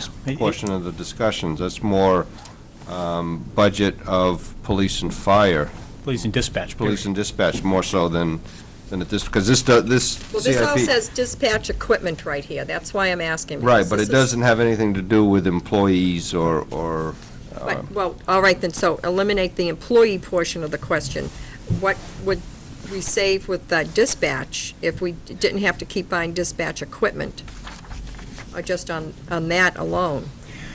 Well- And what, You have to pay fees, though. Yeah, I guess Yeah, from what my would the difference- perspective, yeah. as busy a town as Newmarket can get, it's, Necessary service. I think it is in a town of the size of Newmarket, to maintain that. That's a revenue stream. Yeah, That could be more, maybe. I mean, we're able to offset it with other towns, but, I'm just wondering the pros and cons, because I don't know The too much the about cons, I think, are the Rockingham. fact that you get held over the barrel by Rockingham Dispatch at a later date if you've decided to shut everything down and they decide that, God, you're utilizing our services X amount, so we're gonna have to increase your fees. And does it take longer to get a response from Rockingham than the way it is set up right now? I'm Yeah. sure It it would does. depend on how many dispatchers are on duty and what they're working with at a specific time. Okay. Just as an example, Doug Poulin provided, and sent to me, and I provided to all of you, the PD call volume, which comes into the dispatch center in October of 2008, was 3,751 calls in for whatever it may be. But, and coming in means they would have been ambulance, fire, police calls. In November, there were 3,085 calls in. So, they do a significant amount of activity there. And, the issue is that if Rockingham said, Newmarket, you go on your own, we need to rebuild, a dispatch center. And you're one of however many people are in that dispatch center calling in, and you don't get the same level of service. Thank you. Tom, did you? Yeah, the current dispatch equipment that you have in there was paid by grant. Yeah. So this is just to it didn't cost the maintain- town anything, and I'm sure, knowing the chief as I do, should that money become available again, Oh, okay, yeah. that he would go after a grant to pay for it. But this is an attempt to try to put some money aside to replace that equipment in case that money's not available. Thanks. Oriane, did you have something? I was just, yeah, but I think it got answered. Okay. Anything else on dispatch equipment? Recreation? Well, we sort of discussed earlier why we cut that way back because of the 860,000 minus what the council approved already. We felt that's a area we can slow down with for a year or two till things get better. Right, and that $800,000, there are plans, which the council knows, we did have a proposal before us, which is gonna take a large chunk of that money to retrofit and redo some fields, so it's just a matter of time before that gets back online again. Anything else for recreation? Councilor Branch, Yes. didn't you state earlier that $40,000 under a gymnasium has been zeroed out? Someone stated that, and I think that's become, well, it hasn't been, it's there. It was, if I'm not mistaken, that money was previously put there, so we can't take it and just do away with it. It has to stay there. Is that the correct way we What? described it? The $40,000 balance on the gymnasium? Now, that could be moved around by whatever the council wants to do. These items, the council is kind of free to, Okay, but You that was leave money that that was item. previously earmarked Yeah. for a gymnasium, which I think the discussions have been that this isn't something that's going to be done, so if that is perhaps an item that the council needs to discuss later on, as far as and they just can, putting it into they the, can move it to another fund, or, Don?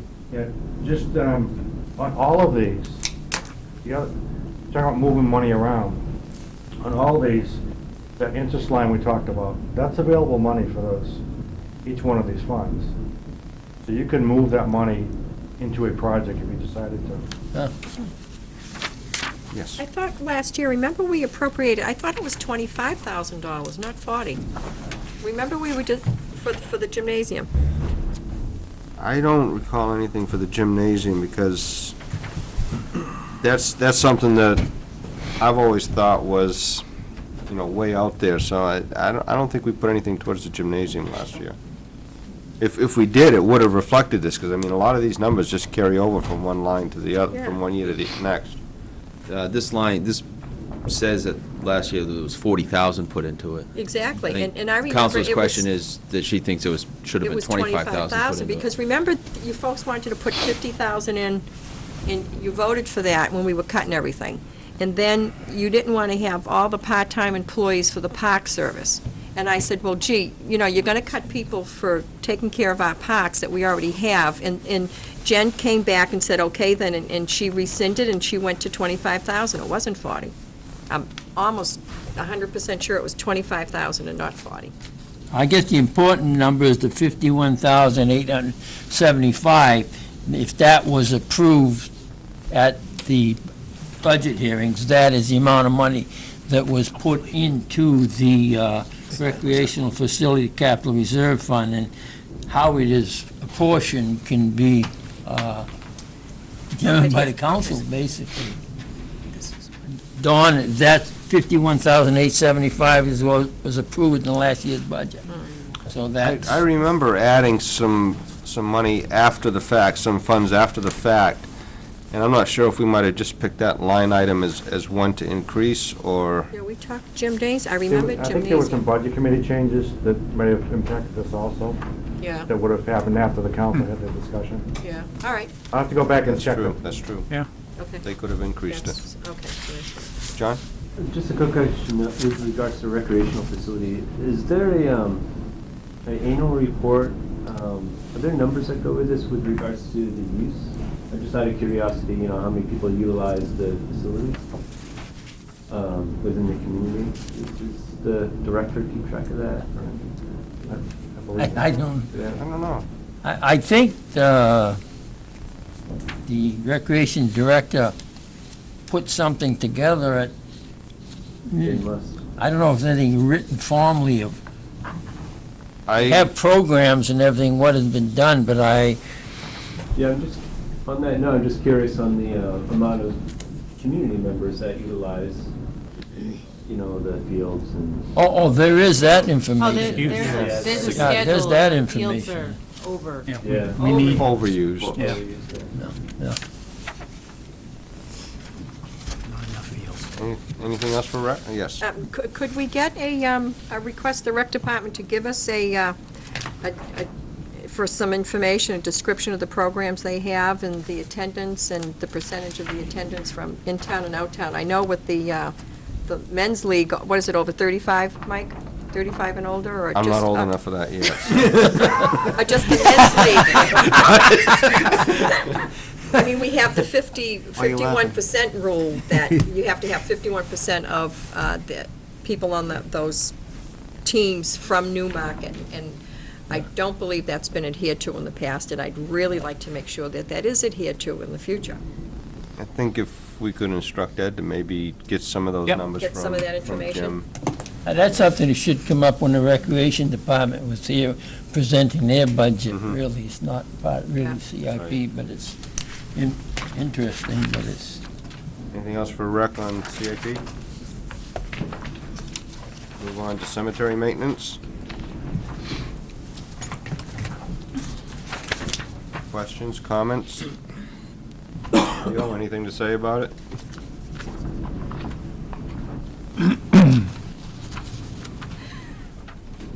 Because they are basically using that money pretty near as they go. It's really not building up into a long-range capital reserve. Well, is it a 31? Oh, see, it's a 3119A, so it's really not a regular capital reserve fund. It's an expendable trust fund that they spend money out of each year, so it's not being built up for any particular purpose. It's sort of an ongoing expense. It's different than a 31-1 capital reserve fund. At the cemetery. Nothing else for there? Needs some work. The TAM Capital Reserve? Just got a chuckle on that one.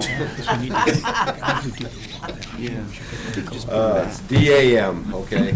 Erica, make sure that's DAM Capital Reserve.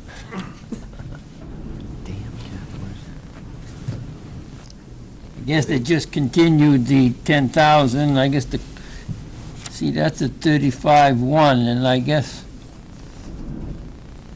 I don't think, Ed, would you, whether 35.1, our capital reserve is supposed to be used for studies and everything.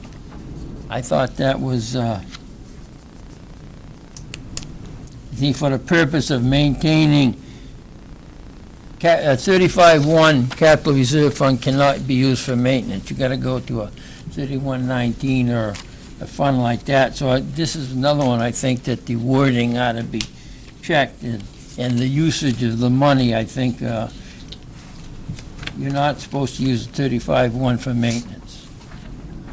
It's supposed to be capital reserve. But anyways, Don't think we are. talking about 10,000 being put this year, and I guess there's talk about using the 10,000 from last year with this to fund some study for council. I guess has talked about this already, and they've hired someone, but I guess the appropriateness of using this money for a study ought to be checked. Talking about the drawdown?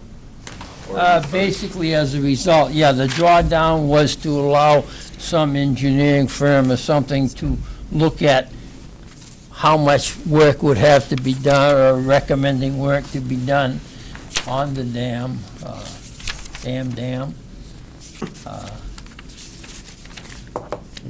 I mean, I was sort of involved with the dam for the last 30 years when I was facilities manager, and we used to get the biannual reports from the state saying you got to do this, that, and we never did any of it, basically. I just told them, contact Fort Wayne and see what you can get out of them.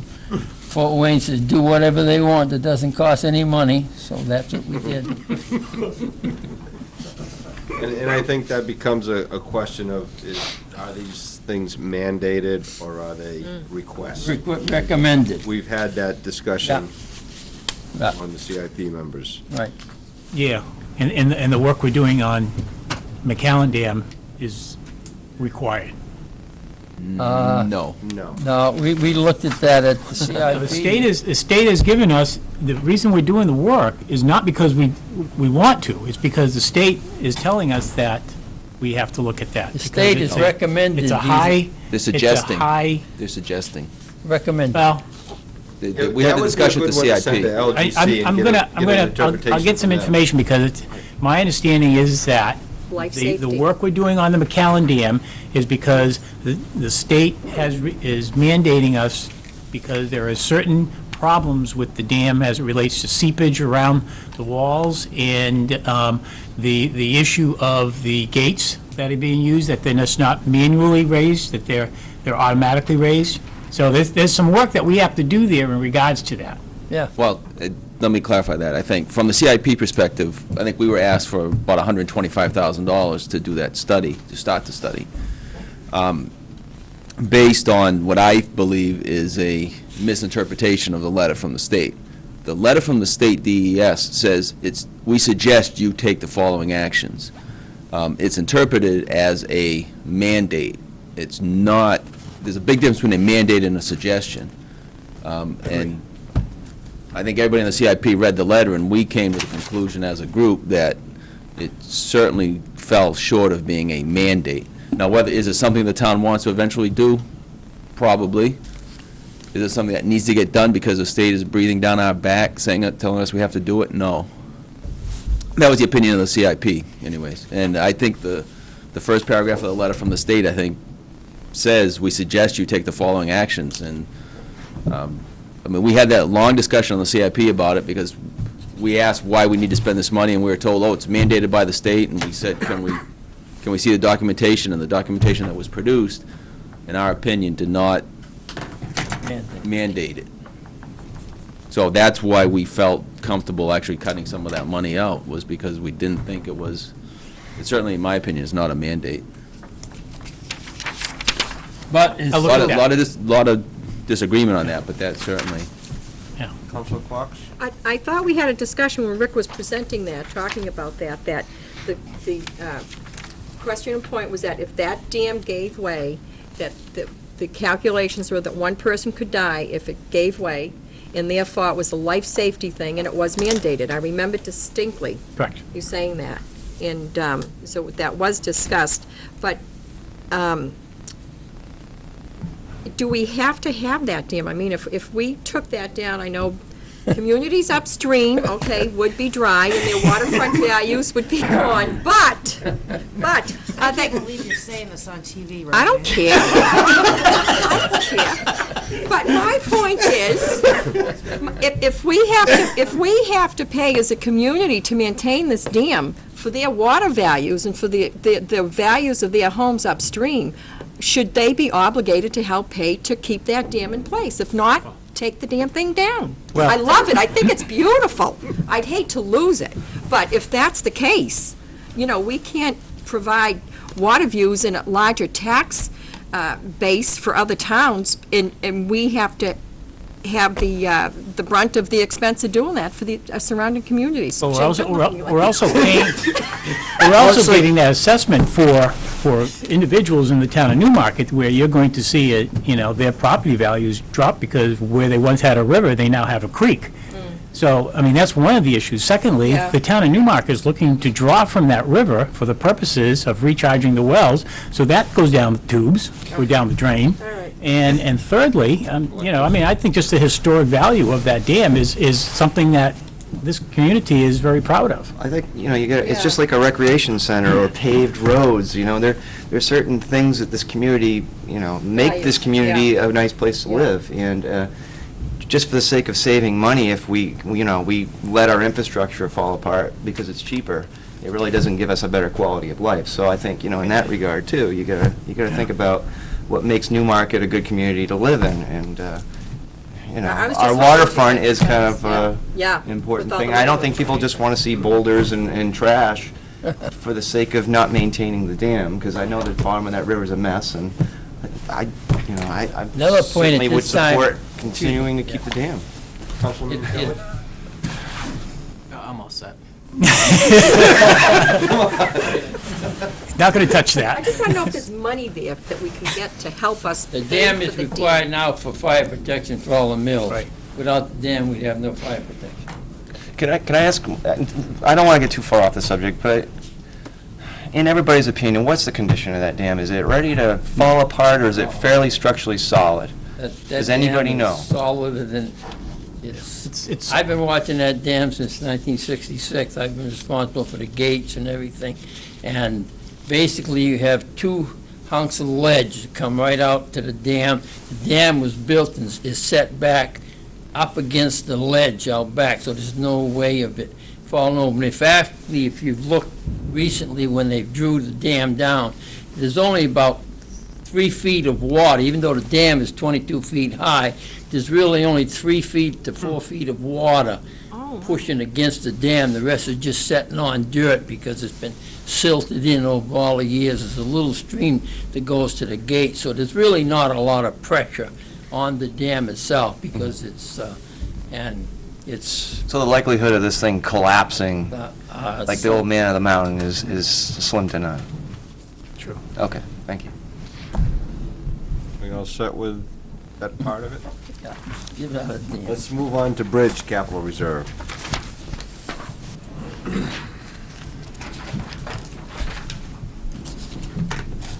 And basically, last year, the large amount was put in for repair of the Trotter Park Bridge, and that was done, and the 59,000 was basically spent, and there's nothing appropriated this year. The other bridge that we're talking about, that we are responsible for, is Ash Swamp, and that has been rebuilt, new guardrails, and recently, so it's another item we didn't put any money into this year.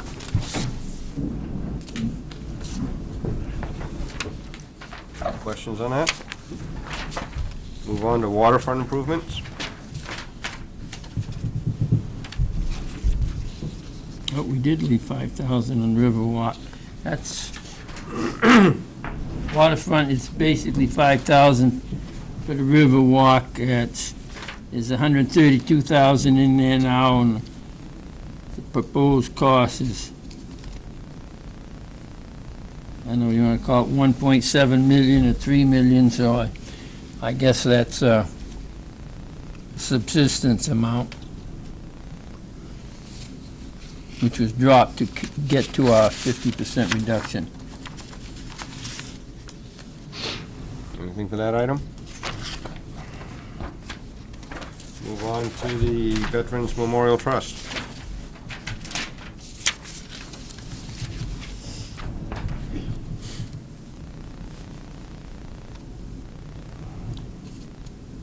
I think we did drop that from the recommended amount, wasn't it 10,000 they recommended or something?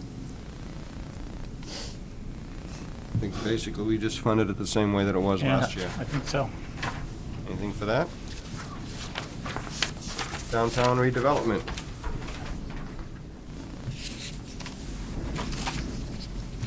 Can I- Well, nothing has been recommended for this year. There's still 23,749 in the balance.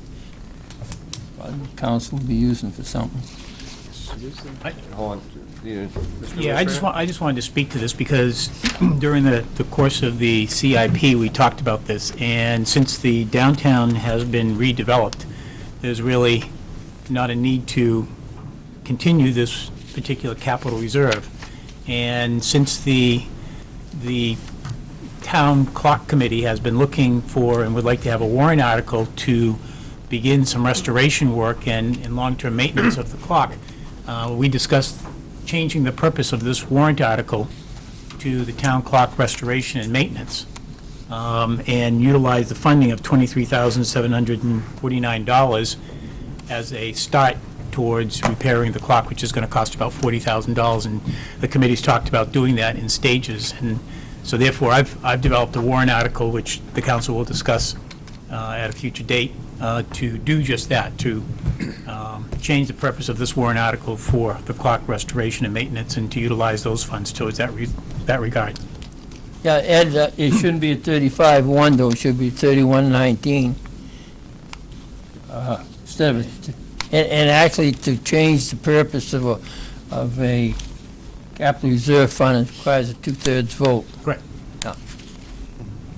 No, I agree, I Eric, think did you it's, have something? I was just going to say that I know we had discussed using this for the clock and taking the appropriate steps so the town could do that. Yes? And do we have, say for some reason that church should close and it should be sold and something else is going to be, do we have a legal right to that clock and to access to it and to keep it there? I don't know if there is a document that says that gives us access to the clock. The clock belongs to the town of Newmarket, so Right, I mean, what would happen if that should ever, I doubt it, it's been there for I don't know how long, but if that should ever happen and we put a large investment into that, $40,000 or $50,000, and then that's property sold for some reason, and they don't want to keep that clock there, do we have any legal rights to keep that clock where it is and to access it and to keep it in good repair? well, I guess I'd have to use $50,000 of the legal fund to figure that out. I don't know, I guess. If we could research to see if there's anything. Sure. Just custody. Yeah, I'm sure it was. It was back in, what was it, Yeah. 18-something that it was put up there, so. Just by way of, I'm on the clock committee, and about $25,000 of that is to restore the clock face, Right, which is not actually the clock itself. The significant portion is part of the structure. And by the way, that's the part that's in its most dire straits right now. Actually, it's beginning to come away from the building. So that partially answers your question. I also hope we can really get some support to make this happen, because it's something that we need to deal with pretty quickly. Anything else?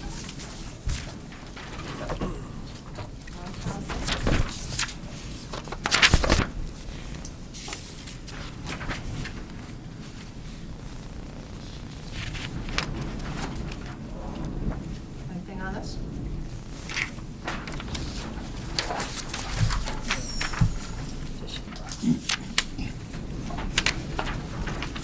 We on to the next one?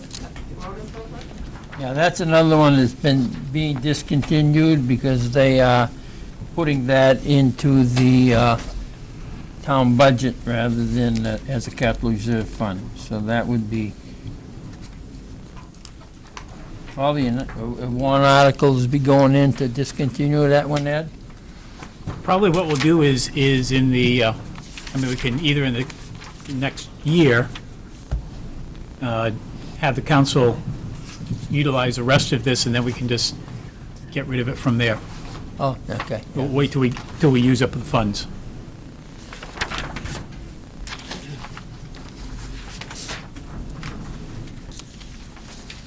We all set with the aquifer? Oh, we're starting, okay, sorry.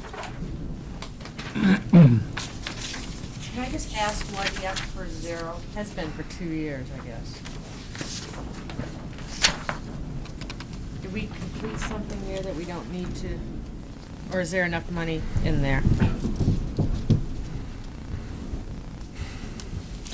I guess that's something the council has got to decide what they want to do.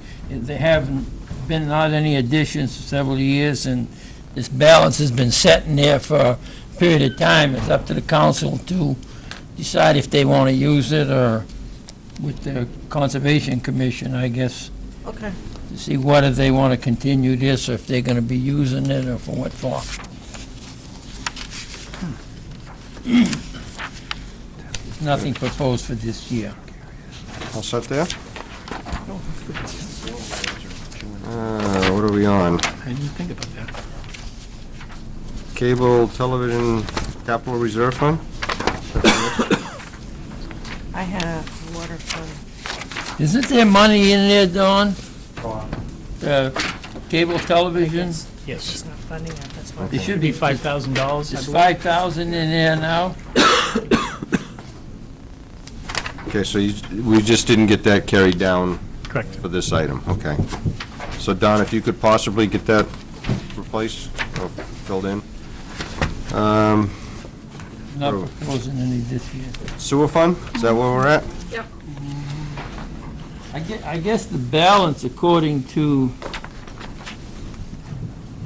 it's $112,305. Dawn? The balance in it is $497,574. If you flip the page to the next page at the very top, which is the water system, Oh, okay. Just, What's that, Ed? I'm sorry. Next page, 3307. Oh, I didn't get that far, I guess.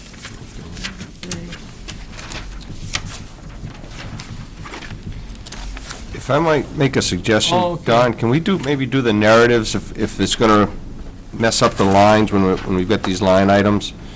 If we can maybe have the narratives after these items, because like, you don't carry the columns over onto the second page, like your remaining balance and withdrawals. Doesn't happen all the time, but on some of these it does. Makes it a little more difficult to keep track of. And could you just make the numbers smaller? Come on. No color. no color. Chairman, my skills with this stuff isn't, Oh, okay. that's just the best. We didn't have that course in school. All right, we'll let it slide.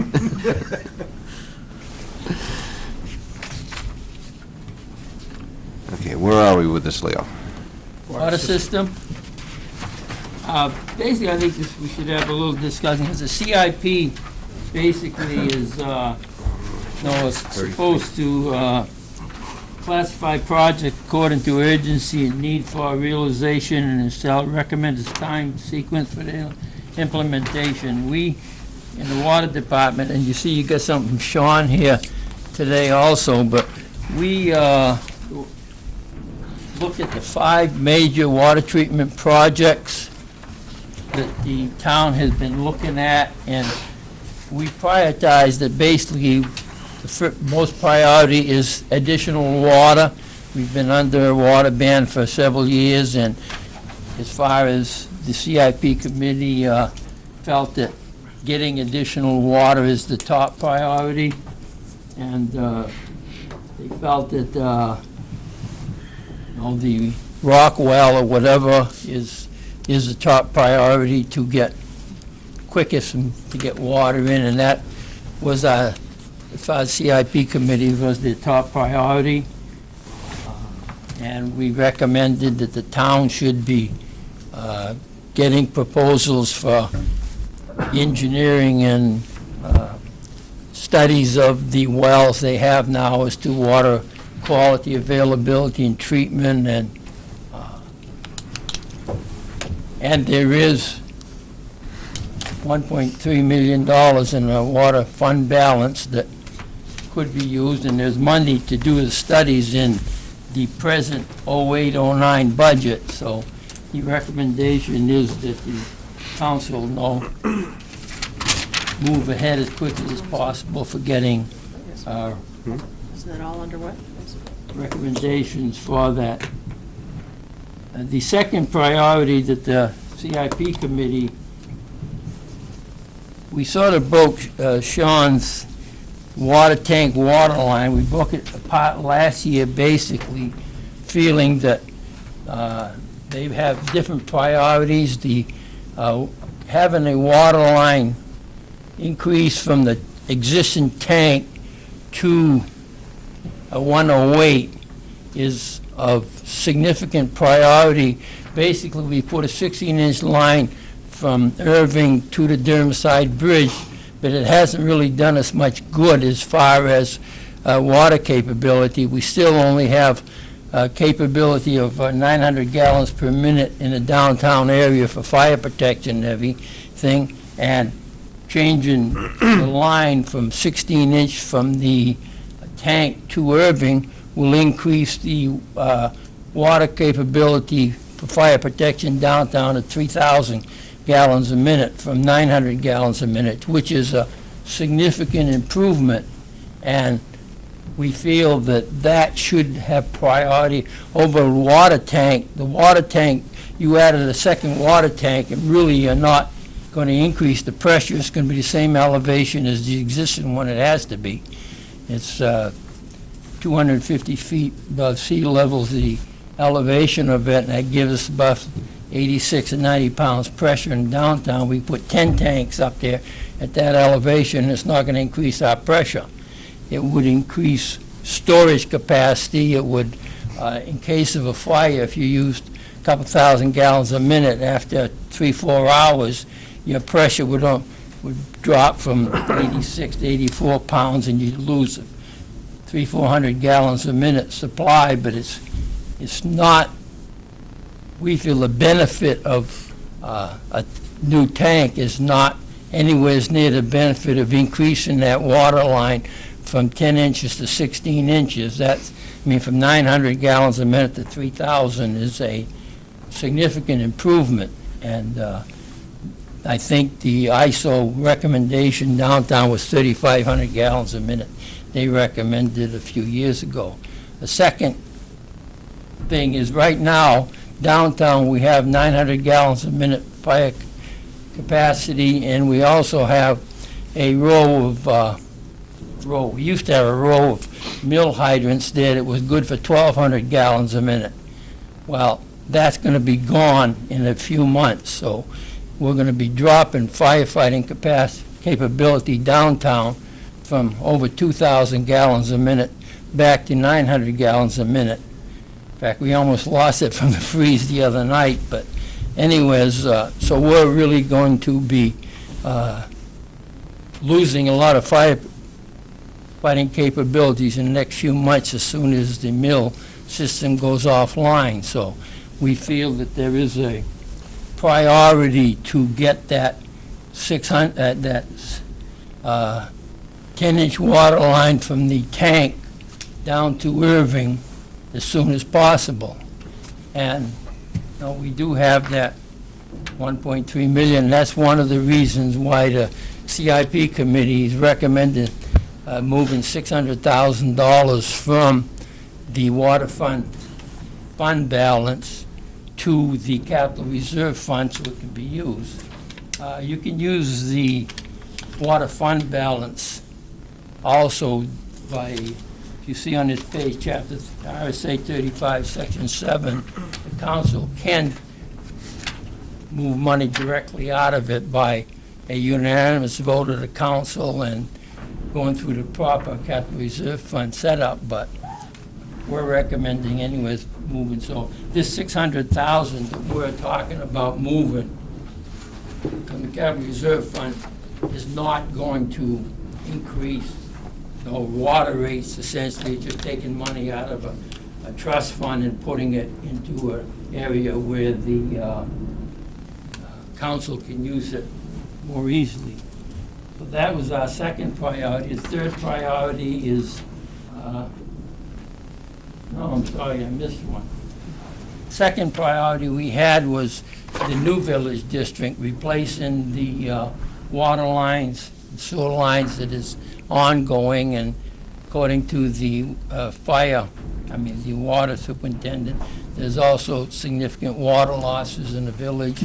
So that is a priority to be done with the sewerage and drainage system, and that the CIP committee gave that as its second priority and felt, and I guess you're doing it anyways, getting proposals, engineering studies and everything for that, and that is the second priority. The third priority was this line we've talked about.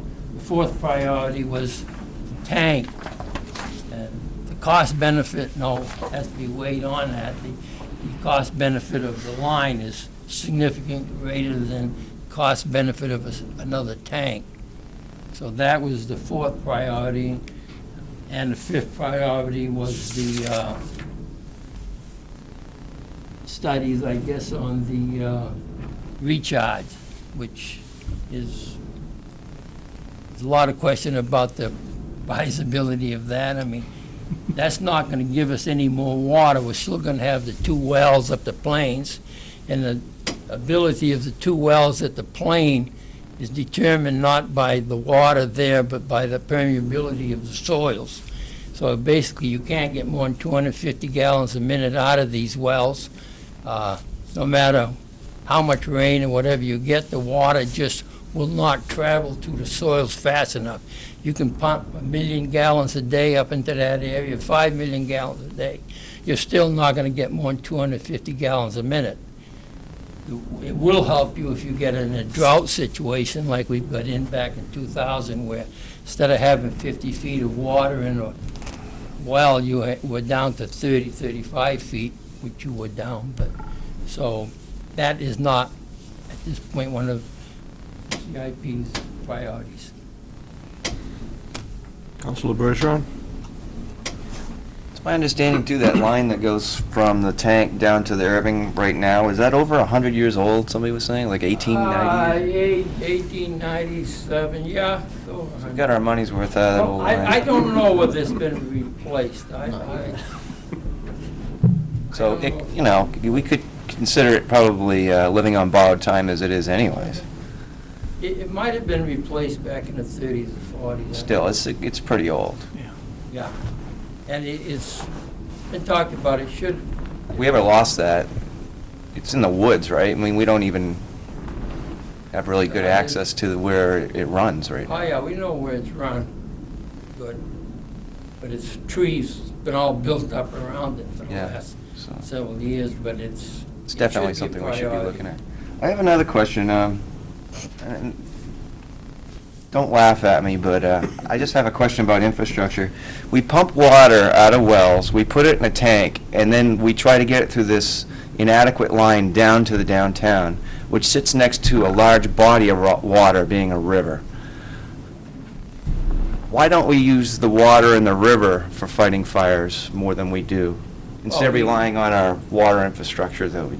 We do basically, the Bills does, but that's been an argument when I was on Water Commissioners, is basically the water department started off supplying water to the town, and then they said, well, why don't we put hydrants so we can fight fires with it?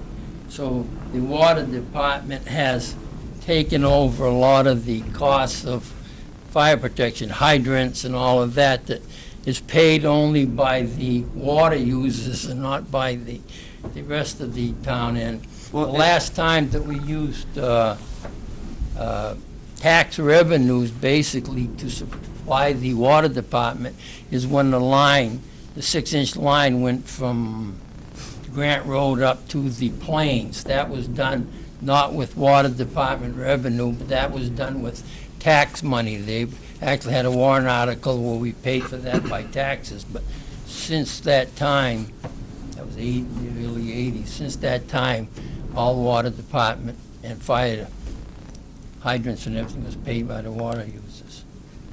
But you're right, they should be, I feel they should have a dry hydrant down near the Durham Side Bridge where they, with the pumpers, in the olden days, they didn't have the pumpers they had today, so you relied on the pressure in the hydrant to fight a fire.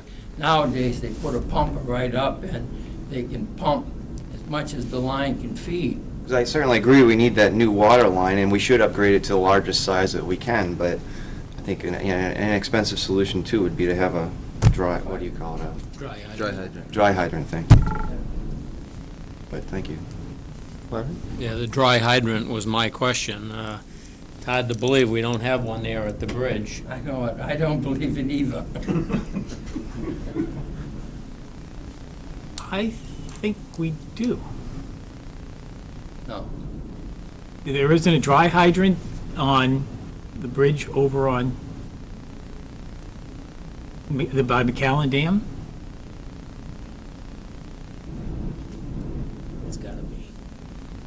Not as you put it in the last couple of weeks. We might have. But we do use the river, because that's why we couldn't do the drawdown. The fire We department couldn't do does the drawdown have because of the something they fact- can put into the river. Not now, but, well, maybe now. But it's not the frozen. reason we couldn't do the drawdown was because the river is being used as a fire protection source. For the mills. For the mills. As he was saying, right? Right. There's a 14-inch line that goes from right in back of the old Fish and Game building. It goes under all the mills and goes down to the pump house.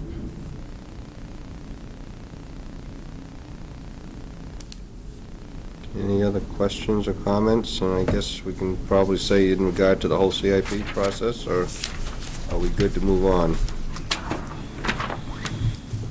So say, I think you guys did a good job.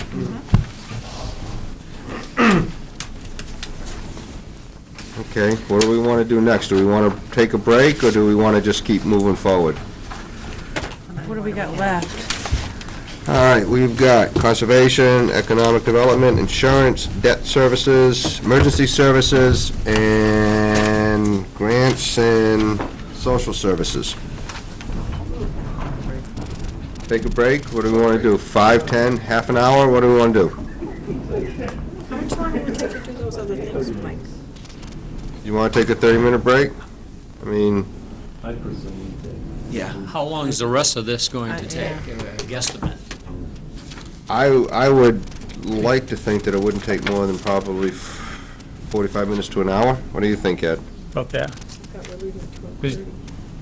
You know, we have Mr. little Chairman did budgets with remind lots of everybody discussion and big go budgets with no past- discussion. The chairman did remind the council that this would probably go past the 12:30 because we had to catch up on these other Yeah, items. some of the other ones. Well, let's do a couple and see how fast we come, and then Do we want to do conservation? Yeah, we can And- start from there and move. I mean, if someone needs to leave or something, please, you know, hopefully when you come back, we'll be done. All right, let's do conservation. Conservation budget, I talked with Bruce Fecto, went over with him the funds that were put in there. He didn't have any problem with that. They use it pretty sparingly.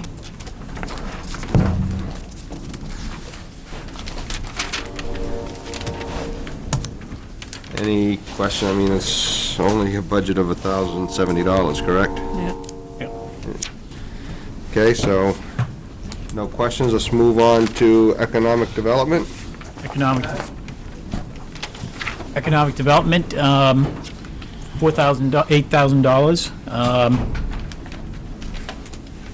Last year, or this current year, during the, actually last year, during the downtown development, we used a lot of these funds for working with the businesses downtown. We had musicians that came in on Saturdays and played for about 4 hours in order to bring people into the downtown to see the projects, you know, patronize the businesses. We're hoping to use the money along that very same lines in the coming year. This past year, we used the money for a couple of large events downtown that were fairly successful in bringing people in, one of which was the recreation haunt that they had for Halloween, which was, I think, really, really successful. It was one of the best weekends the businesses had, so that's part of what we want to continue to use the downtown project for. We also, in this, the NCDC and the Main Street program we've talked with, and the MIS program. Don and I had attended at the municipal conference a presentation about the downtown wireless, the Wi-Fi as it's called, and putting together a proposal that we received from a company called Anaptix to create a wireless system downtown that people who come into the downtown area would be able to log on to their computers or their handhelds or whatever.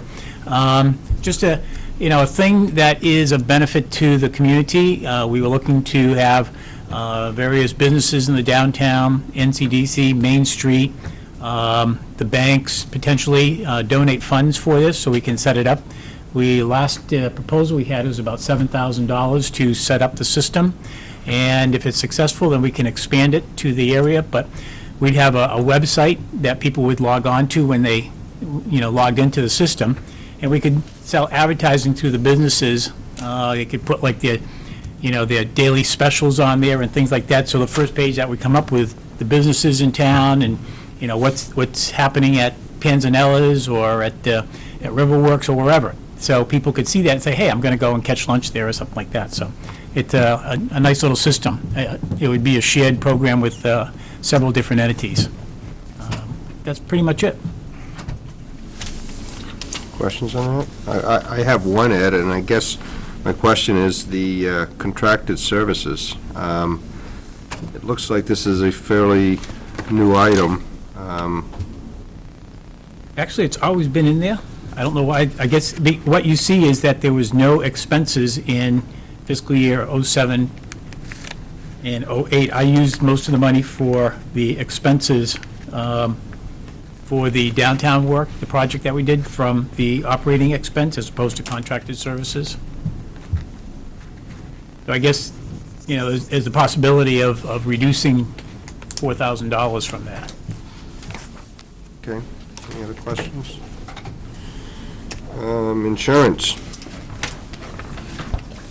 This is our cost to provide the town with the property liability insurance, which covers all of the buildings, all of our vehicles, different events, things like that, to provide insurance, not only property but liability. Public officials' liability, things. And then deductibles, we have that because when we have a vehicle that's involved in an accident, we have a $1,000 deductible. So we use that to cover that expense. Al?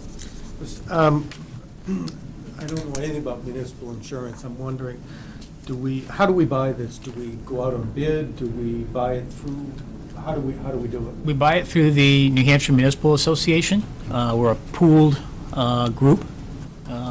So pretty much, I don't know how many, but the greater majority of the communities belong to this. I can tell you that it costs us $300 to insure a building, and probably $600 for various pieces of equipment, things like that. So it's all pooled together. We work with the association. They set values on all our buildings. And so when we have something that happens, we just basically give them a call, inform them what it is, and they send down the adjusters and things, and also come through the buildings at times and do inspections and stuff to make sure that we're doing the proper things in order to prevent us creating a liability for ourselves and stuff. Relatively inexpensive insurance. Ed, I just have a quick question on the operation of it. Is this handled through your office, or is there, in other words, if the town buys a new vehicle, who's in charge of getting it on the policy, or if we lose one, who takes it off the policy? Is that through your office, or does that each individual office do it? We pretty much go through finance. Through Don's office? Yeah. Thank you. And we've let everybody know that when, a vehicle's purchased, that we know about it upstairs because a resolution has been adopted by the council to purchase it, and when the paperwork comes through, they need to go upstairs and make sure it gets on. Thank you. All set? Debt services? Debt service, this is the cost for all of our bonds and notes that we've taken out.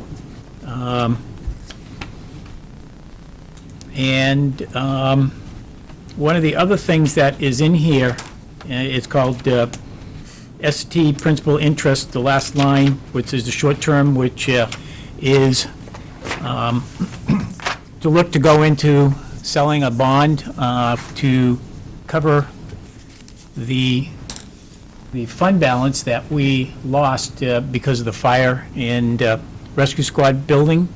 So we put $75,000 in there, that if this passes, hopefully in December of next year, December of this year, December of this year, we would go and into the bond market to bond $1.3 million.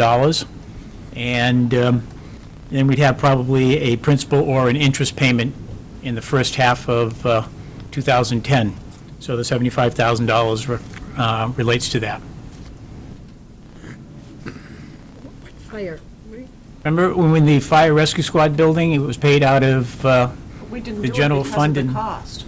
Excuse me? We didn't do it because of the cost. We didn't. Remember the No, bond? we did the project, we didn't go to the bond I know we did the market. project and we had it voted, but then we voted not to go ahead with the bond because the cost of the bond was so high. Right, and the agreement was that we would see how the bond market was going, and if the rates come down, the interest rates, then we would put put it back out there again.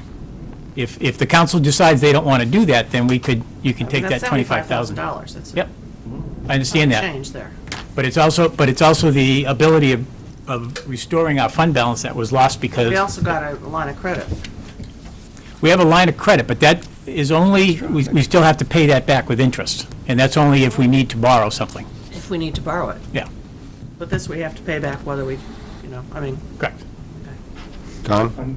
Unless you appropriate money on that line for that purpose, we could not go, let's say the interest rates drop to 1%. Okay, We could not go out and borrow. okay.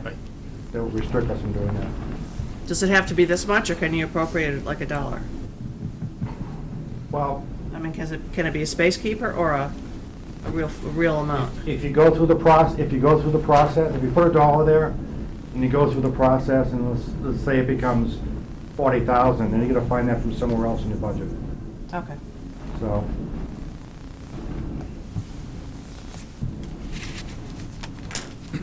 All set there? Just a question. Can the bond be paid earlier? If we go through the municipal bond bank, no. We have to pay it on the schedule. If we go through a private institution, one of the banks, like TD Bank or Bank of America, yes, we'd be able to pay it off sooner. So the one that's gone out to 2023, we're the one who's talking about. We're committed locked to in. it. Yeah. Orion? I just want to say, fire department is paid for. We're just taking out a loan again because we paid for it and depleted our Fund balance. fund balance by doing that. Correct. So that's why that's there, but, so I don't want the, basically, we're just putting it out so we don't have to, so we can borrow the money against it, again, so to speak. Well, to replenish our fund balance, which Right. we pretty much lost because Right, of that I action. But what if we just took this 75,000, put it in the fund balance? Did that We can several do that, years? you can do that. Did that several years and make up your difference? Instead of borrowing, it's interest. That's an option. I mean, that's what the town was doing in the past, was they were quote-unquote paying themselves back. But we weren't really. No, they were just No, you charging the have to be residents of sure the it was town a paid. second Yeah. time You because have to be of, sure it was paid back, but, Yeah. um, the town didn't borrow against itself. It's like, it just it was not the way to do it, and they weren't upfront about the fact that Yeah. there was a piece that was missing, and they could have easily corrected it. Don? As you recall, the way it was approached and the way it was handled, they effectively just took the money out of the fund balance without authorization. Right. yeah. And we had as you recall, we had a special town meeting a few months back Yep. that put that authorization back in place. So, yeah, they could do that, and you can take it all out of fund balance. You've done that. This is just to have some money in case there was an emergency, to give you the option of putting it back. And I know we've had a conversation, but Wasn't it, didn't the voters vote on it, but they didn't, it wasn't posted? right. So it was really a technicality. Yes, and they could have gone to the legislature. It made to this have it huge corrected. mess. Right, but and when we had the special town meeting, the voters could have opted to vote it down, Right, right. but they didn't. So basically, when you take it out of fund balance, and you're trying to keep a level fund balance, you're really, say you're taking 300,000, you're just raising the taxes by 300,000. You're raising 300,000 by taxes to pay towards this thing, and that's what they were doing in the past. Basically, taking it out of fund balance, then they put 300,000 back from taxes into the fund balance. But if See, they we hadn't didn't do done that. Then they would raise the taxes. That was the whole problem. Yeah. They took the money out, but Never put it back. never replaced the money. Well, So they technically did by raising taxes to keep the fund balance the same. the fund balance You had didn't a- remain the you same, had- correct? Yeah, good. Fund balance would not remain the same. It- Well, it could. That was, Could have, but it you If- could keep the fund balance at 3 million, say. Yeah, And then each year saying, okay, we're gonna pay 500,000 towards this, take it out of fund balance to pay towards this, then we'd raise $500,000 in taxes to keep the fund balance at 3 million. that is the way that it should have been done, but that's not the way that Yeah. it was done. And- Well, how did the fund balance stay the same? It didn't stay the Well- same. That's what we found, and that's, Yeah, They took $1.6 million out of fund fund balance, balance, right. and we're putting $120,000 on the tax base as a short-term loan, and when, in effect, they created a liability which should have made, the auditor should have caught and said, I'm subtracting $1.4 million out of fund your balance is 500. fund balance, so you have this. And that's not what they did. They just kept it at the full rate and said, this is how much we had, so. And what we came down to was when the auditors came through, they said, we're taking $1.3 million out of your fund balance to pay that off. We're taking $400,000 to pay off the health insurance, so you have a $300,000 fund balance. Right. But you could say, okay, we're gonna raise $400,000 more in taxes this year, so our fund balance next year is gonna be $700,000, and $400,000 raise taxes the year before to make your fund balance up to 1.1 million, and then. Yeah, but when you look at the fund balance is the result of excess revenues collected beyond what you anticipated, and, the budget not being spent completely. That's a different process, and that's not, well, there's taxes that went into it, Those are funds that you can use in a way to reduce taxes or for different programs. What they were doing, you can allocate, if you have $3 million in fund balance, you can say, we're going to take $500,000 out to fund a particular project or something like that. You can do that. Budget approval? I'm saying that during the budget process, you do it and say, this is how you're going to do it. But they didn't do that. They just went and built the building, and the council was unaware, apparently, for a period of time as to how it was done, So it was just sort of a back way of doing it when it shouldn't have been done that way. And all we're trying to do is correct it. It was put us collectively, in the back seat. Don? Yeah, Leo, you're right, the way, they were also doing that, they were taking money, they were inflating their overlay account way higher than it should have been, which was putting money back in the surplus over a period of time. They were doing that also. And underestimating their revenues for Right. car and thing and everything else to build this up. I realize that, everyone realized that. Anything else for this item? Okay, emergency services, which I think is emergency management, and Right. it's way around page 44. It's right after fire and rescue. And that's just to cover the expenses of the emergency management director. Which I may add, we've definitely gotten our money's worth out of that person over the last several years.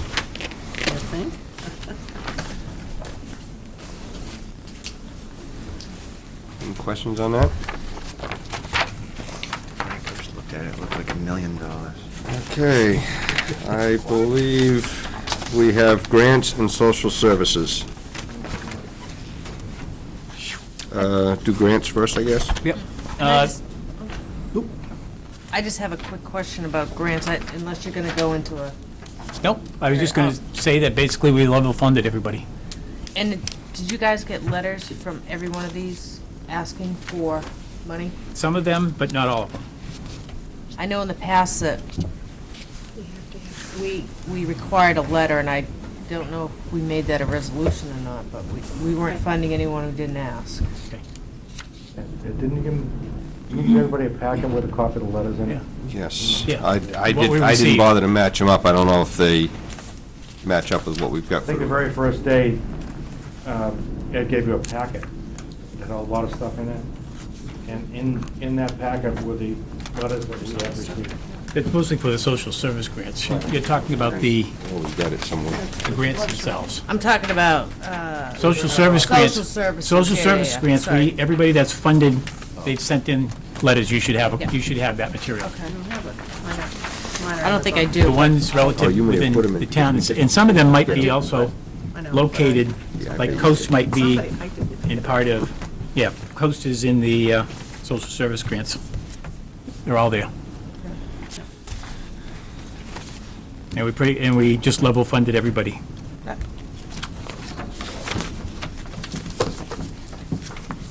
Comments, questions? Are any of those that could reasonably be cut? I leave that to the council. Chicken.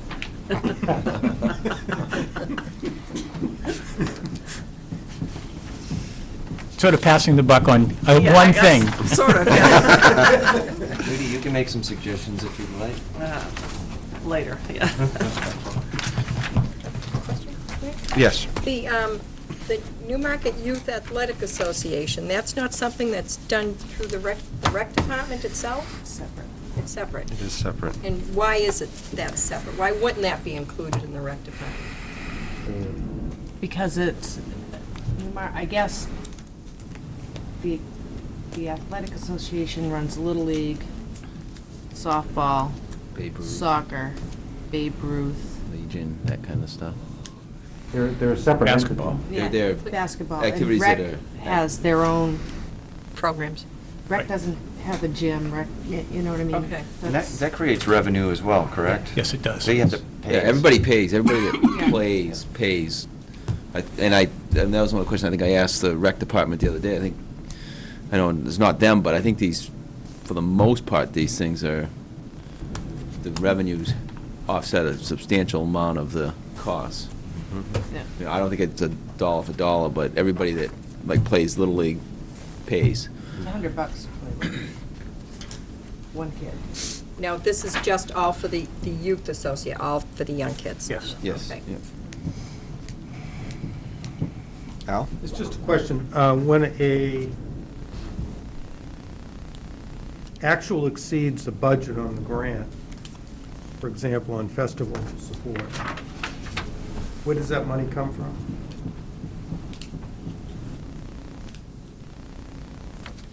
You have a budget on... Yeah, I don't know why that, we'd have to look at to see why that exceeded that. That shouldn't have. Let's say it We'll get an did. answer for you. Where- How can a budget exceed a grant? Or can it? And No. if it No. can't. No. You have to figure out what that is. Can I just? Sure.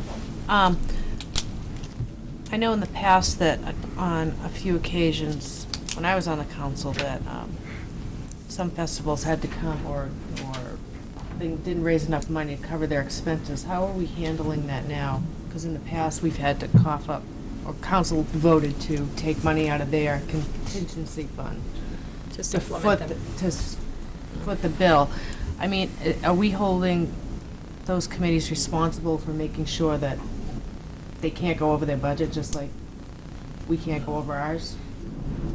When it comes to this, basically, all we do is give them the amount that has been allocated by the community. And so we'll look at that one to see what it is. All right. But that's all it is we just, that's all we do. So you just hand them a check and Yeah, they do the rest? they send us a letter, ask for their allocation, and we send it to them.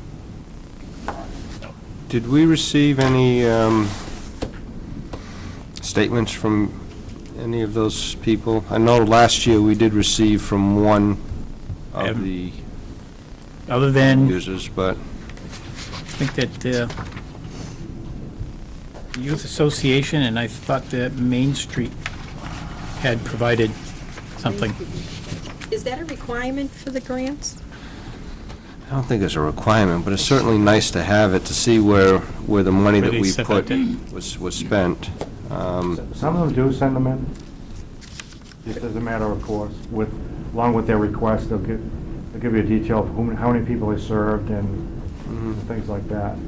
Could we ask for that as a, I think in the future we can ask for it. I'm not Policy? altogether sure we can do anything. No. I think that's a council issue that we can yeah, bring up create a later policy on. to have them do that, and let them know ahead of time? Yeah.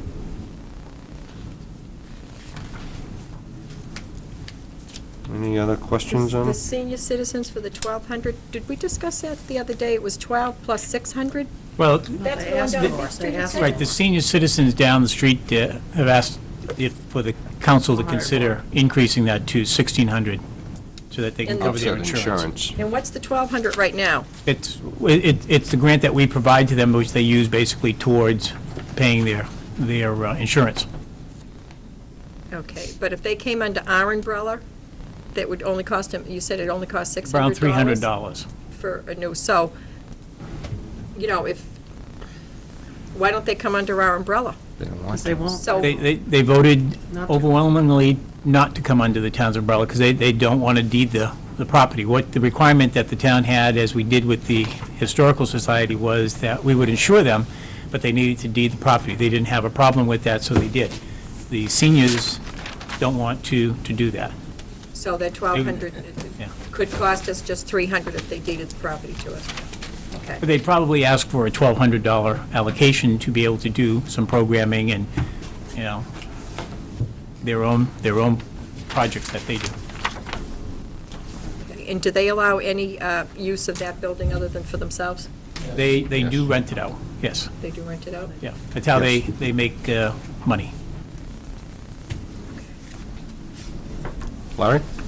Perhaps it could be suggested that they go up on their fees, and they still charge $1 for membership. And I suspect that could be a help if they did that. They may not need as much allocation from the community if they did that. And could we get a difference of out of the $1,200, how much they're actually paying for insurance and how much is going to programs? Because I wouldn't want to. Well, the past bill was $1,200, For insurance? yes. 'Cause And I they're wouldn't wanna expecting cut- that it'll probably be going up to close to 16. Because I wouldn't want to cut any senior citizens' programming, but Yeah. if it's just being stubborn that they don't want to do that, then I don't see why we should foot that I cost. don't know if it's stubborn. Whatever it is. Okay. Al? Getting back a moment to the town clock. I mentioned I'm on the committee. Are we, I know we talked about support for the town clock under another budget. Well, yes, I think it's in building and grounds. Oh. There's $3,000 for the winder of the clock, which is Bob Gazer. And then any other type of, what we're looking to do is to put money into the capital reserve if we're successful in getting that transferred for future repairs. Okay. My question, it's a very naive question. As a committee, should we have come to you folks prior to this and said, here's what we need to repair the clock? We are going to ask for a grant, or we're going to ask for monies to do it? No, the council, when they set it up, asked the committee to look at how they, what needed to be repaired. Right. And if there was any funding out there that could repair the clock. And at first, there was a discussion of the possibility of using TIF funds, and that wasn't going to be a reality. Going through the CIP program, we came up with that, the prior capital reserve that we can transfer and utilize those funds. I don't think there's anything in here that we would have put. I mean, it would have been up to as to whether or not, I mean, the council can still put money in here if they wish to do that. But we need to ask the council, which Right, we and you not- were looking to do it over a 3-year period, so we Right. weren't doing it all at once, so. Right, right. Yeah, I guess, that'd be the purpose of the capital reserve, to put money into it so that the clock can be repaired. We were only looking for, I think it was 12,000 or something like that in the first year, so we'd Right. still have a balance, and then following year, we can request some additional money next year. Thanks. Anything else? I Yes. have a lot of requests here that aren't listed here. No, that's in social under services. Social Oh, okay. services. Okay. All right. Okay. We're still on grants, right? Okay. Yep. All set with grants, moving on to social services. And you should have in back of your request, the different written requests from the different agencies We got a packet of that. yeah. that follow along. And basically, they're all level funded, same as last year.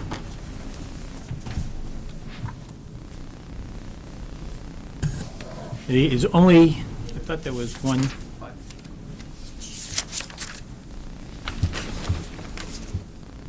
Homemakers was out.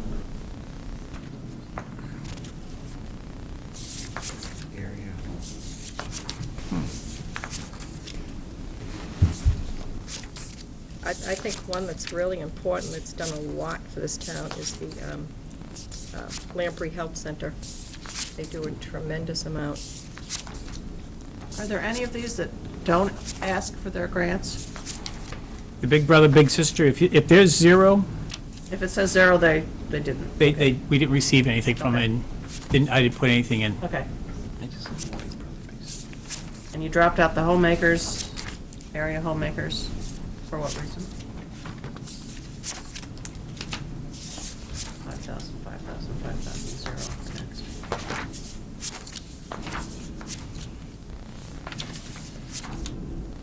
I don't think he heard you. Oh, who's looking? Hey, Ed? Excuse me. Yes. Oh, sorry, I'm sorry. Did you hear my Ed? question? No, I didn't. I'm sorry. The area homemakers was dropped out for what reason? Just curious. Near the top? We probably didn't receive anything.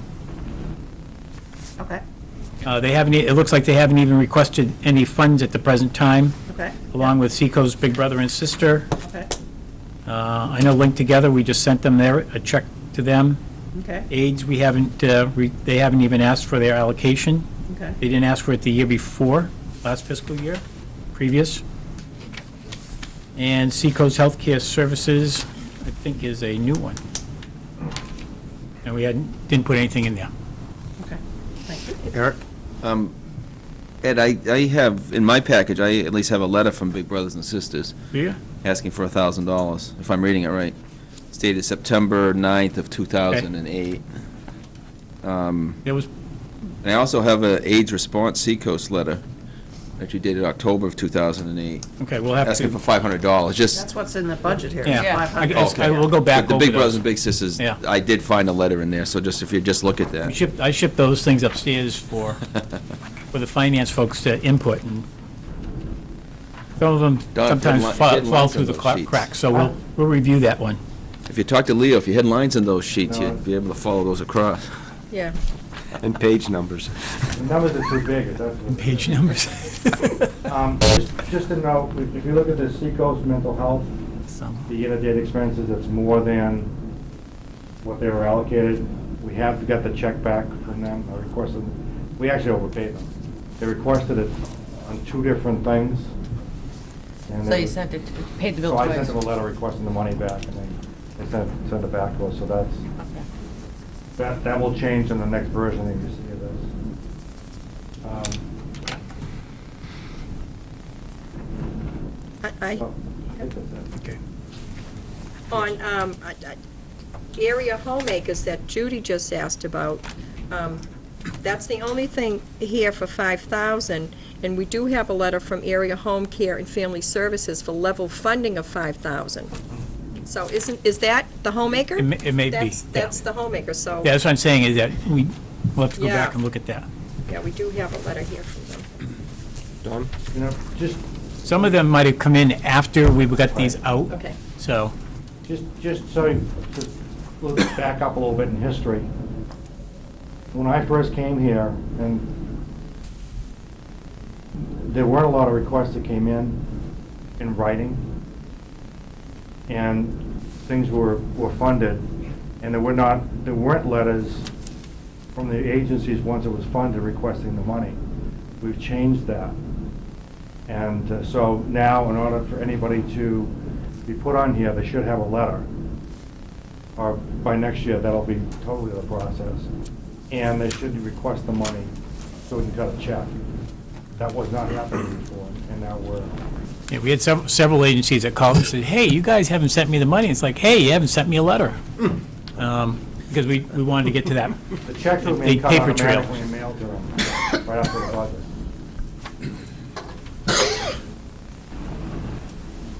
Anything else? Okay. I believe that we're done with the process. Yeah, we are. I know there was left a line item of discussion. I don't know if we've got anything we want to discuss before we, yes? I just have some housekeeping, if you wouldn't mind helping us out. When do you, I know you guys have to sit down and go through this again and come up with a final proposition for the Budget Committee. When do you think you'll have a final budget to the Budget Committee and warrant articles? What were the dates that we said we were going to meet? We were The gonna- in by the 5th, I scheduled believe, calls at the present time, I can't, what? oh, go Doesn't it ahead. have to be in by the 5th? So we were gonna, Well, we're going the 20. we're gonna do it the week before. We're going to do the 28th and the 31st, weren't we? Well, that's January, that's all right. So you're gonna get it to us by the 5th of February? That's No. our, Well, it has Yeah. to be to you by the 5th. Okay. As I understand it. So Yeah. we were gonna try to finish it the 28th and the 30th. Or the 31st. 31st. Yeah. And then Dawn would probably be able to get it to us by then. Yeah. Okay, and so you're having meetings on Town Council the 28th, And 31st tentatively, yes. 31st. If we need them, it depends how much Yeah. time we need. And then when's your, because I don't have the schedule of how everything's gonna happen for the town, I have it for the school. When do you guys have to have your public hearing by? We don't. Would you like You that? do. You do, but you guys generally, Do you have this? The, No, Do you want it? yes, thank you. the public hearing is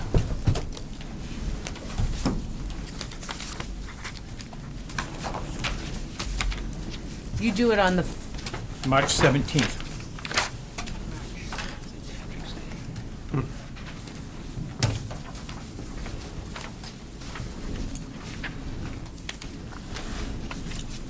Yeah, because the March 17th is the public hearing by the Budget Committee, public hearing, item number 13.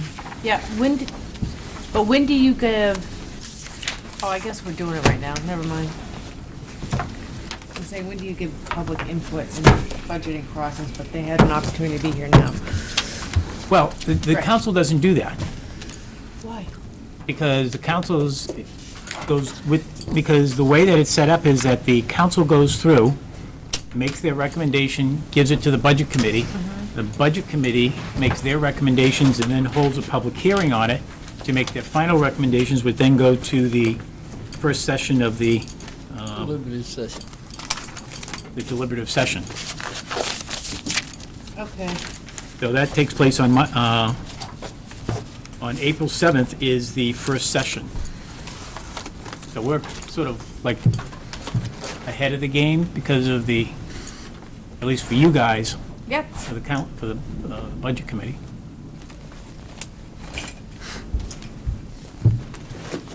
You can keep that, Lorian. Okay.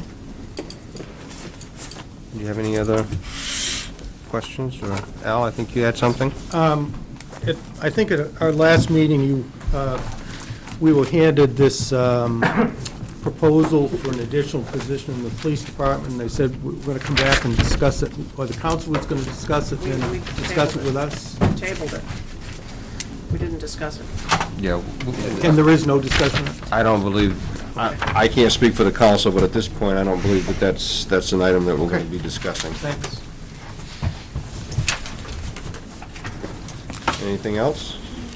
Okay, I guess, I just want to say that from my perspective as a counselor, it's been a pleasure seeing the Budget Committee attend these meetings. I know over the past several years, it hasn't always been well-attended, and it kind of gives everybody a feel for, what the Budget Committee's looking at and why the council's, going in certain directions. So just want to thank you for showing up to these meetings. And with that, if anyone has a motion they'd like to make. To adjourn? Second. In favor? Aye. Aye. Thank you all.